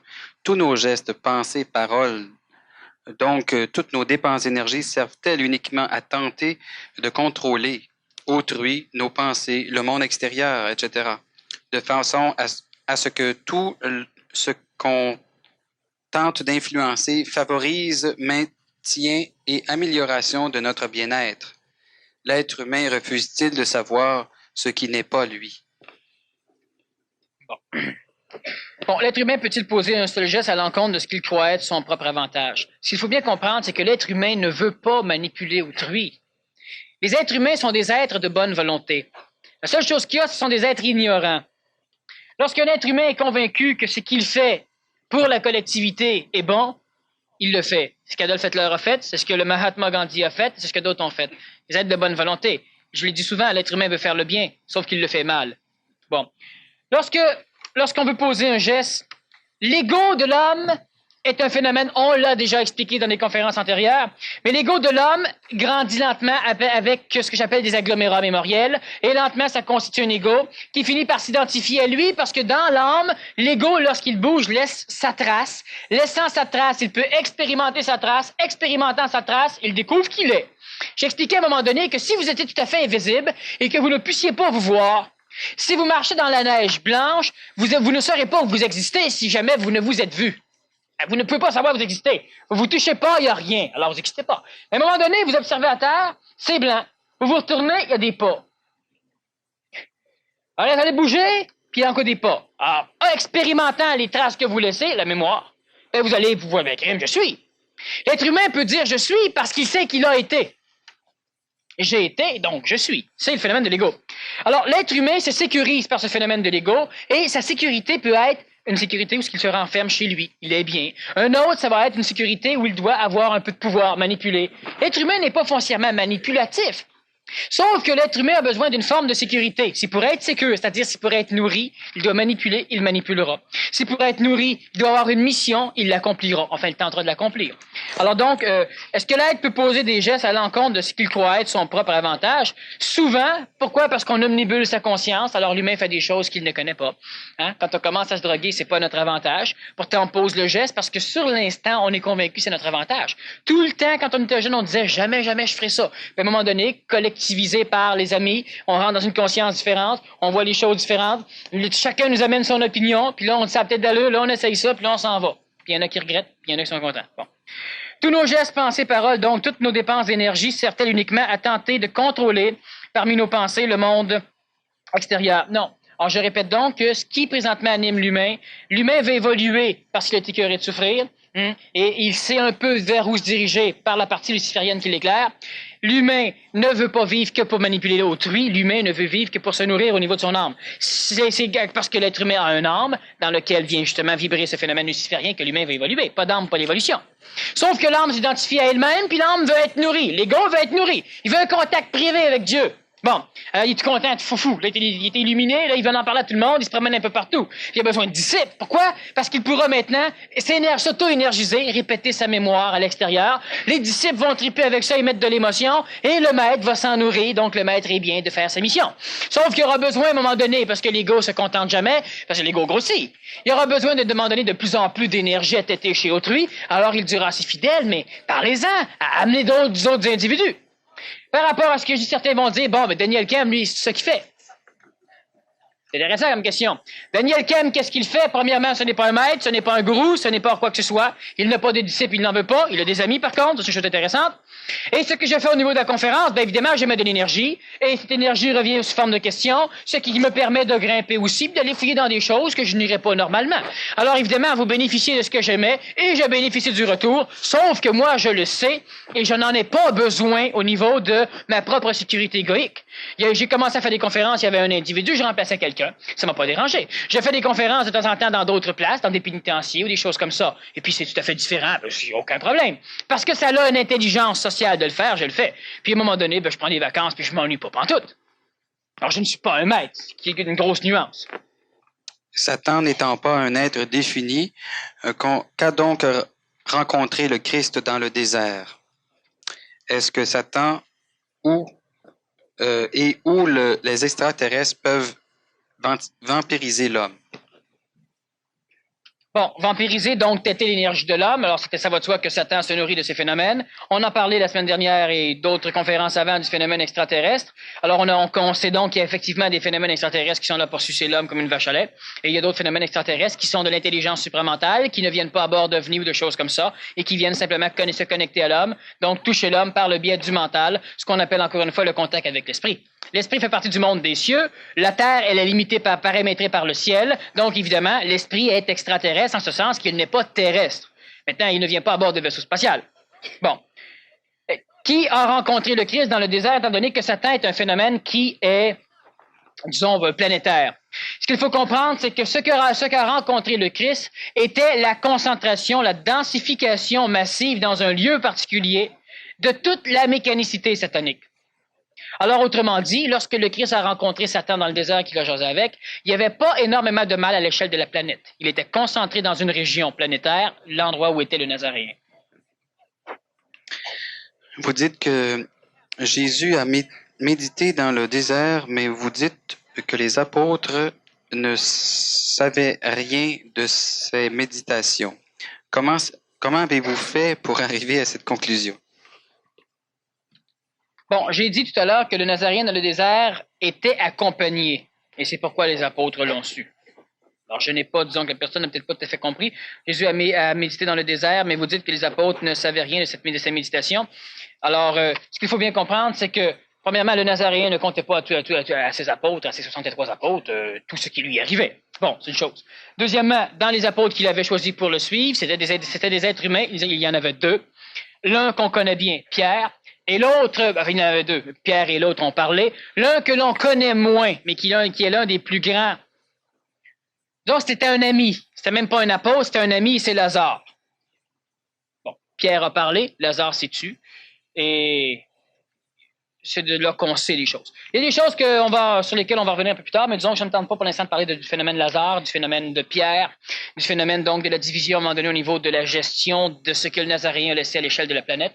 Mais sachant une chose, c'est qu'il y a deux écoles fondamentales. Il y a celle de Pierre et il y a celle de Lazare. Quelle est l'utilité du passage du Nazaréen sur la Terre puisque l'homme n'a pas évolué pour arriver à un contact avec lui, et ce depuis 2000 ans? Bon. L'être humain, savez-vous ce que c'est que l'évolution? C'est une question idiote, remarquez bien. L'être humain pense qu'il évolue. J'ai déjà expliqué ce genre de choses où ce qu'on se dit, oui, mais à quoi ça a servi que le Christ vienne? L'être humain, il saillit autant qu'avant. Il y a des guerres autant qu'avant. On pollue autant qu'avant. On se viole autant qu'avant. On chiale autant qu'avant. Il y a eu une évolution majeure. Celle qui amène l'homme ancien à transiter vers un phénomène nouveau. Mais le problème, ce n'est pas un problème, c'est qu'on n'avait pas le choix, c'est que c'est l'âme de l'homme qui s'est emparée du vestige mémoriel laissé par le passage nazaréen, et on a toujours essayé de privilégier l'évolution de l'âme. Donc l'humain se dit, mais après 2000 ans, après ce que le nazaréen a dit et fait, on devrait s'aimer plus. C'est de l'amour psychologique, on ne peut pas aimer d'amour psychologique. L'amour psychologique est un amour sélectif. Donc j'aime un tel, et lui je l'aime pas. Pas compliqué, ben. Alors ça n'a rien changé. Il faut comprendre une chose, c'est que l'âme de l'homme est un phénomène égoïque, paramétré par le périsprit, ce qu'on appelle les séraphins au niveau de la Bible, et il y a plein de phénomènes astraux à l'intérieur, les mémoires volatiles, son expérience, sa mémoire, son passé, et cet être humain, l'âme de l'homme, n'est pas quelque chose qui évolue. L'âme n'est pas un véhicule évolutif, c'est un véhicule mémoriel, donc un véhicule stagnatif. Alors, lorsque l'humanité se dit, mais après le passage nazaréen, il me semble qu'on aurait dû comprendre. L'âme, ça ne comprend pas. De l'âme, ça comprend rien. Faut qu'on explique à l'âme les choses. Il comprend pas plus. Mais lorsqu'on lui a dit assez souvent, c'est suffisamment mémorisé, alors il finit par penser que c'est une condition de compréhension. Il a appris. Pas compris. Le mental de l'homme peut comprendre des choses, il peut légiférer sur les mémoires de l'âme. Mais l'âme, ça n'évolue pas. Alors, après 2000 ans de passage nazaréen, l'humanité n'a pas évolué. Ben, c'est évident qu'elle n'a pas évolué au niveau de l'expression de l'âme. Après le passage de Bouddha, ça n'a pas changé rien au niveau de l'âme. Mais vous avez des corps physiques neurologiquement mauditement mieux bâtis. Vous avez des corps physiques endocrinalement mauditement mieux bâtis. Et l'être humain est de plus en plus en direction d'une condition nouvelle d'évolution, celle où il commence à douter des choses du passé. Celle où il commence à douter de l'instruction qu'on lui a donnée. Celle où il commence à vouloir, à poser de nouvelles questions. Celle où il commence à penser que l'écologie c'est peut-être important. Celle où il commence à dire, ben les enfants, celle où il commence à se poser individuellement des questions nouvelles, des questions qui ne sont pas induites par un phénomène psychologico-politique. Par exemple, à un moment donné, on a parlé de la cigarette. Alors, il y a beaucoup d'humains qui ont dit, c'est vrai, il faudrait qu'on arrête de fumer. Il faudrait qu'on publicise les poumons noirs pour que l'humain commence à y penser. Mais on sait très bien que ça n'a rien changé. Les gars ont besoin de la cigarette. L'humain, même s'il sait, continue à fumer. Ben, il doit lutter puis se mortifier pour cesser de fumer. On rit de ceux qui se piquent plein d'aiguilles dans la peau pour que ça rencontre Dieu. Ben, ceux qui veulent évoluer en se mortifiant, en devenant végétarien ou en cessant de fumer à tout prix. Vous savez, cesser de fumer, c'est important. Quand on se sent prêt, on essaye, on peut suivre une technique pour cesser de fumer. Si ça ne marche pas, c'était pas le temps. Puis à un moment donné, si ça marche, c'était le temps. Mais une chose certaine, c'est que se mettre une condition sine qua non d'évolution, devenir végétarien, c'est con. Cesser de fumer, c'est con. Cesser de ceci, cesser de cela, ça sert à rien. L'être humain n'évolue pas au niveau de l'âme. Ce n'est pas à partir d'un concept de l'évolution que l'humanité évolue. Le Nazaréen, ce qu'il a laissé à l'humain, c'était pour satisfaire les égos de l'homme. Au niveau de ce qu'ils apôtres ont transcrit dans les Nouveaux Testaments et dans les évangiles apocryphes, ceux qu'on a décidé qui n'étaient pas suffisamment, spirituels pour les rentrer là-dedans. Le Nazaréen a laissé ça comme trace mémorielle à l'humanité. Mais l'intelligence, l'utilité du passage du Nazaréen, c'était pour ouvrir une porte dans le ciel. C'était pas pour laisser un message biblique à l'humanité. Il a ouvert une porte dans le ciel. À partir du passage du Nazaréen, les humains ont la possibilité, un jour, de quitter le ciel et de se ramasser dans les cieux. C'est ce que le Nazaréen a laissé comme trace. C'est ça qui est l'intelligence de la chose. Alors l'humain se dit, oui, mais après 2000 ans, ça n'a rien changé. Ça a tout changé, pas dans l'âme. L'âme, ça n'évolue pas, c'est la mémoire. Mais ça a tout changé parce que maintenant, outre votre âme, vous réfléchissez différemment. Et l'humanité nord-planétaire, et surtout l'humanité du Canada, surtout l'humanité du bouclier canadien, et présentement surtout l'humanité de la province de Québec, a cette faculté de réfléchir, de réfléchir une énergie nouvelle qui n'est plus mémorielle, mais qui est maintenant instantanée. Très peu. Très peu. Le Québécois, vous savez, c'est le seul peuple sur la planète qui s'aide pas, qui s'entraide pas, qui est individualiste au bout. Et que c'est con. C'est génial. Parce qu'il est individualiste au bout, mais il n'arrive pas à rien bâtir. Puis il est individualiste dans sa conscience, c'est le peuple moins assujetti au nationalisme, aux manipulations sataniques de groupe, ce qui fait que c'est effectivement le premier peuple qui va arriver dans une conscience individuelle à ce phénomène de l'homme nouveau, donc à être centré dans sa propre intelligence reliée à son esprit. C'est le premier peuple qui va réellement se servir de ce que le Nazaréen a laissé comme condition d'évolution. Là, c'est suffisant. Dans ton exposé, si je suis bien astral, serait le monde satanique. Et quand on est pris dans un piège astral, de quelle façon s'en sortir sans trop de dégâts?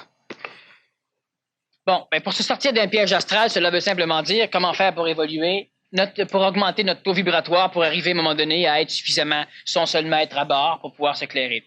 Alors, vous continuez à vivre ce que vous vivez, vous continuez à faire ce que vous faites, vous continuez à suivre vos feelings, vous continuez à vous faire manipuler s'il y a lieu, et puis vous allez expérimenter de par vous-même, vous allez donc devenir un peu plus votre seul maître, et à un moment donné, expérimentant de par soi-même, on finit par s'en sortir.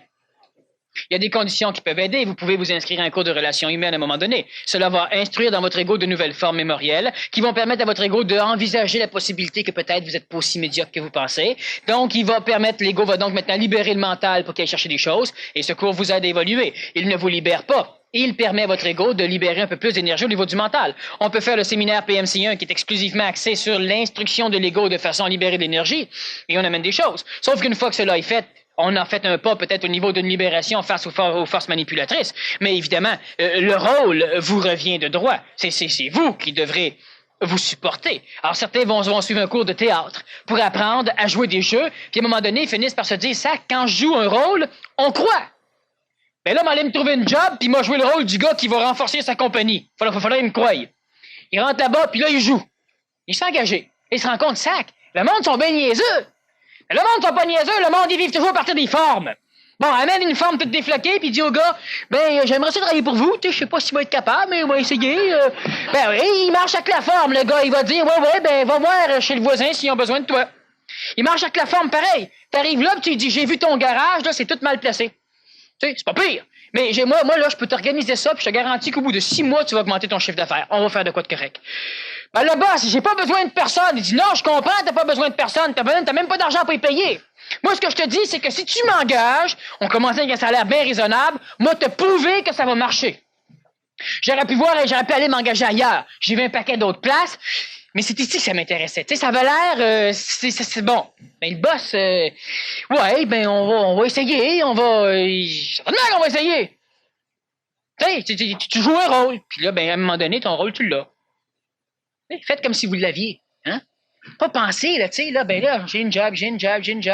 Tac, tac, tac. En merde un dimanche. T'entends chez vous, tu sais. Bon, c'est pas ça à faire comme si on l'avait. Là, le gars, il dit non, je n'ai pas besoin. Tu t'en vas pas. Ben, je savais que ça marchait pas. Mais non, t'es trompé de compagnie. Tu t'en vas voir ailleurs. Tu continues à étiqueter. On vit. Il m'arrive parfois la nuit de me réveiller et je suis séparé de mon corps. Ça me fait peur. Mais cela m'intrigue et parfois je recherche cet état. Est-ce que cela indique un dédoublement de la personnalité ou bien la fuite d'une supposée réalité? Bon, pour avoir, disons, une réponse peut-être plus élaborée, on pourrait faire référence à une conférence que j'ai donnée qui s'intitulait, je crois, « Le voyage astral ». L'extra-conscientisation du corps astral, cela veut simplement dire que l'ego a une concentration, disons, une conscientisation de son être-té. Normalement, il place son identification à l'intérieur même de l'agglomérat de l'ego. Sauf que pendant le sommeil, il peut arriver à un moment donné que l'identification de ce que vous êtes, le je suis, l'identification de l'être-té, de vous, se fasse ailleurs que dans l'ego. Ce qu'on appelle le voyage astral. En réalité, le corps astral ne quitte pas le corps de l'homme, sauf que l'identification peut se faire des molécules de l'air. Alors, tu peux voir ta chambre, tu vois tes choses. Certains vont dire, oui, mais j'ai même vu mon corps astral. Justement, si tu as vu ton corps astral, c'est bien la preuve que tu n'étais pas dedans. Tu étais à côté, tu le voyais, ton corps astral. C'est en plein ça, OK? Mais pour que l'humain se sente sécure, alors il peut effectivement construire un corps astral, voyager avec ou des choses comme ça, parce que, voyage. C'est les Égyptiens qui ont instauré le premier, ce genre de phénomène d'évolution à travers les archétypes et disons, la conscience akashique de la planète. Et pour pouvoir initier convenablement, disons, les disciples, il leur disait c'était un voyage. Parce que le gars avait pu comprendre que pas de corps physique, quand il va quelque part, il voyage. Alors, on y expliquait le corps astral, ces phénomènes-là, puis le gars partait, était tout content. Il n'avait pas besoin de son corps, mais il était tout content pareil. Alors, la personne, donc, elle vit une chose qui est tout à fait normale. Le seul phénomène intéressant, c'est qu'elle a la possibilité de mémoriser ce qu'elle vit dans une région où elle pourra s'en rappeler. Elle appelle donc cela être réveillée et elle voit des choses. Et ce n'est pas un dédoublement de personnalité, ce n'est pas pathologique, ce n'est pas ceci, ce n'est pas cela. Ça fait peur, oui, parce que l'ego a toujours peur de ce qu'il ne connaît pas parce qu'il ne sait pas ce que cela va engendrer comme conséquence chez lui. Il a donc peur des choses inconnues. Si la personne sort régulièrement, au bout de 5-6 ans, elle va trouver ça bien plaisant, elle va avoir peur quand ça ne marchera plus. Bon. Alors, pourquoi? Parce que là, l'ego, disons, vit quelque chose de neuf, encore une fois. Faut pas s'inquiéter avec ça. Ce n'est pas une marque d'évolution, c'est simplement un phénomène. Il y en a qui ont une voix juste pour chanter, il y en a qui font des voyages astrales, ils sont pas plus évolués l'un que l'autre, ça n'a rien à voir. Même si de temps en temps, on prend une évolution à partir de symptômes comme ça. On parle contre l'avortement, mais de quel droit les gens mettent-ils des enfants au monde? Ont-ils le droit? Je ne pense pas juste aux pays du tiers-monde où les enfants meurent presque avant d'être nés, mais ici aussi. Qui sommes-nous pour donner l'éternité à une âme qui ne la veut peut-être pas? Peut-être pas, et peut-être qu'elle la voulait aussi. Donc, on parle, évidemment, on spécule un petit peu. On parle contre l'avortement et on parle aussi pour, hein. Mais de quel droit les gens mettent-ils les enfants au monde? Ont-ils ce droit de mettre des enfants au monde, de les tuer après, de les euthanasier avant l'âge? Ce qu'il faut comprendre, premièrement, c'est que, je répète, qu'il y a des forces manipulatrices et on ne peut pas dire à quelqu'un « T'es manipulé, toi, là, tu fais ça, là! » Ben oui, mais c'est ça, ça va rien changer, toi aussi t'es manipulé quand tu y dis. Bon. Change absolument rien, ça va même renforcer ce qu'elle va faire. Bon. Ce qu'il faut comprendre, c'est que l'être humain ne doit plus juger les autres. Vous devez comprendre le phénomène expérientiel évolutif de l'humain. Celui ou celle, à un moment donné, qui a un enfant, lorsque c'est arrivé, elle n'avait pas la vibration, donc elle n'avait pas la conscientisation nécessaire pour comprendre l'écologie de ce que c'est que de mettre un enfant au monde. N'ayant pas la possibilité de le comprendre, il se passe des choses qui sont plus ou moins réversibles par l'avortement et on a des enfants qu'on ne veut pas. C'est sûr, à un moment donné, on pourrait dire, ben laissez-les venir au monde et puis la société va s'en occuper. On va bâtir une société avec un paquet d'enfants qu'on veut pas. Bon, c'est pas plus brillant. Alors on va dire, oui, mais cessez d'en avoir. C'est extrêmement facile à dire. La preuve, tout le monde le dit. Mais la preuve que ça ne sert à rien, c'est qu'il y a encore énormément d'enfants et que l'avortement devient de plus en plus un phénomène. De quelle façon l'homme est manipulé? La femme peut prendre plein de contraceptifs, il y en existe aussi pour l'homme. Ça n'empêche pas qu'on plaigne d'enfants. Pourquoi? Parce qu'ils les prennent pas. Pourquoi? Parce que lorsqu'ils se font manipuler pour faire l'amour, ben évidemment, ils sont dans un état de conscience où ces choses-là ne sont plus chez eux. Alors, ils font l'amour. À un moment donné, la femme va avoir un enfant, plus souvent qu'autrement. Et elle devra décider, parce que c'est facile de dire, tu sais, c'est la femme, elle a un maudit problème, la femme. Évidemment. Surtout quand c'est l'homme qui veut décider pour elle, qu'est-ce qui va se passer. Présentement, moi, ce que je vous dis simplement, c'est que la femme qui avorte, eh bien, qu'elle avorte. La femme qui n'avorte pas, qu'elle n'avorte pas. Une chose est certaine, c'est que présentement, ça crée de l'expérience pour le monde de la mort. Ça crée des conditions nécessaires à la transition de l'humanité dans les quelques années qui vont venir vers une humanité relativement différente et nouvelle. L'être humain doit vivre au maximum sa condition matérielle pour pouvoir finir par conscientiser le fait que ce n'est pas dans la voie matérielle exclusivement qu'il va rencontrer le salut, c'est-à-dire qu'il pourra se prendre en main. Donc, l'être humain doit vivre cette phase hyper matérielle pour arriver à un moment donné, à se retourner vers d'autres choses. Le problème, c'est que tous ceux qui se retournent vers les plans spiritiques, disons spirituels, abandonnent la matière. Ils font fausse route. Tous ceux qui se retournent vers les plans matériels abandonnent le contexte spirituel. Ils font fausse route. Celui qui est pour l'avortement n'est pas dans les souliers de celui qui est contre l'avortement. Et vice-versa. Il y a un proverbe amérindien qui dit que tu ne dois pas parler de ton voisin si tu n'as pas parcouru 15 000 dans ses mocassins. Alors, évidemment, on peut en parler. Oui, mais moi, je l'ai eu, mon enfant. Oui, parce que toi, tu étais dans une condition vibratoire, psychologique, mémorielle, éducative, énergétique à avoir ton enfant. Mais si tu serais dans la condition de l'autre, tu serais l'autre. Et tu le ferais avorter. Alors, pour l'instant, il y a une chose que vous devez comprendre. À quoi ça sert? Pourquoi l'intelligence règle-t-elle de cette façon-là pour qu'on avorte?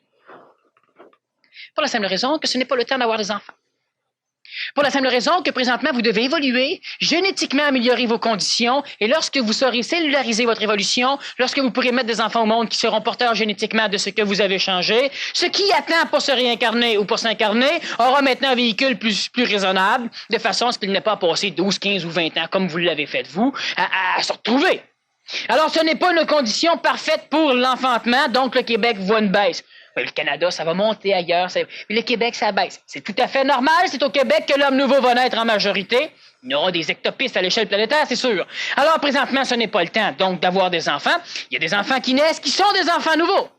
Mais il y a un paquet de phénomènes biologiques où on aurait des enfants, on pourrait les élever. Mais ce n'est pas conçu par l'intelligence. Alors pourquoi ce n'est pas empêché? Parce que l'expérience émotive de l'avortement engendre une condition expérientielle au niveau social qui oblige l'humain à se réveiller sur la condition de la vie. Parce qu'on parle de l'avortement, on va parler de l'euthanasie. Parce que si on veut respecter la vie à la naissance, à un moment donné, on va aussi la respecter à la fin. Mais on ne parlerait jamais de l'euthanasie convenablement s'il n'y avait pas une conscience collective qui se développerait face à l'avortement. Alors, présentement, c'est absolument génial. Il y a des personnes qui n'ont plus de corps convenable et ce serait beaucoup mieux pour eux autres si on les laisserait s'en aller pour que, justement, ils y se reproduisent des choses plus tard. Mais on ne pourra pas comprendre ça si on ne vit pas le phénomène émotif de l'avortement. Il y a donc une raison parfaitement intelligente de cette chose. Et en même temps, ben voilà, on ne doit pas avoir trop d'enfants pour l'instant. Ce n'est pas le temps. C'était brillant. Quand on voit clair, on sait ce qui doit être fait. Quand on redescend dans notre astral, on commence à en douter. Comment faire pour savoir si on était dans l'illusion? Faut-il laisser une trace mémorielle au moment où l'on sait? Ou, si l'on ne voit plus clair, on peut pas savoir? Il y a une chose, la réponse est extrêmement facile et applicable.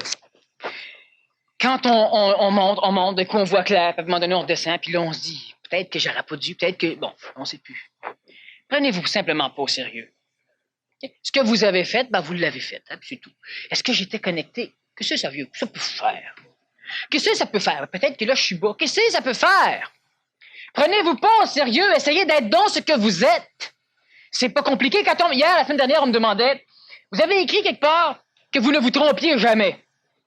Est-ce que ça veut dire que ce que vous dites est vrai pour l'éternité? Ben voyons donc, c'est vrai juste pour le moment où je le dis. Ah!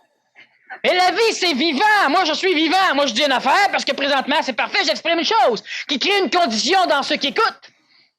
Et ça permet de transporter une vibration, de l'énergie. Ça crée une condition expérientielle dans parmi ceux qui écoutent. Ah, mais c'est pas la vérité. La vérité, ça n'existe pas. C'est une coloration de la réalité. Bon, puis le mensonge, c'est la coloration de la vérité. Non, c'est correct. Prends-toi pas au sérieux. C'est tout.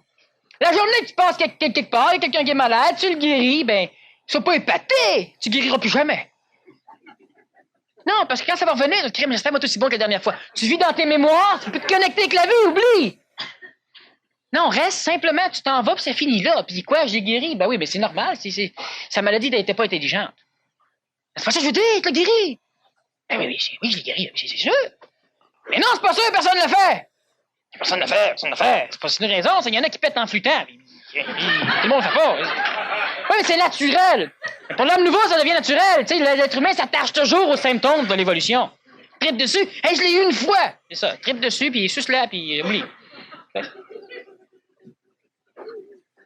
On sent que globalement, la vie a un sens, mais non pas chaque événement isolé, qui ressemble à des hasards. Mais l'humain aurait besoin que chaque événement, le plus insignifiant, ait un sens. En est-il ainsi?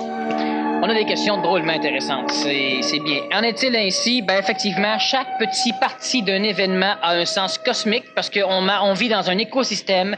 Tout est interrelié. Lorsque l'humain voit le petit événement qui l'habite, n'en voyant pas les conséquences à l'extérieur, il pense que l'événement est stupide ou encore qu'on le fait souffrir pour rien ou qu'il se passe ceci ou qu'il se passe cela. C'est fou. En parlant de petits événements, les maladies. Donc, la semaine prochaine, on va parler justement sur le phénomène des maladies de l'homme nouveau et de la femme nouvelle, c'est-à-dire les maladies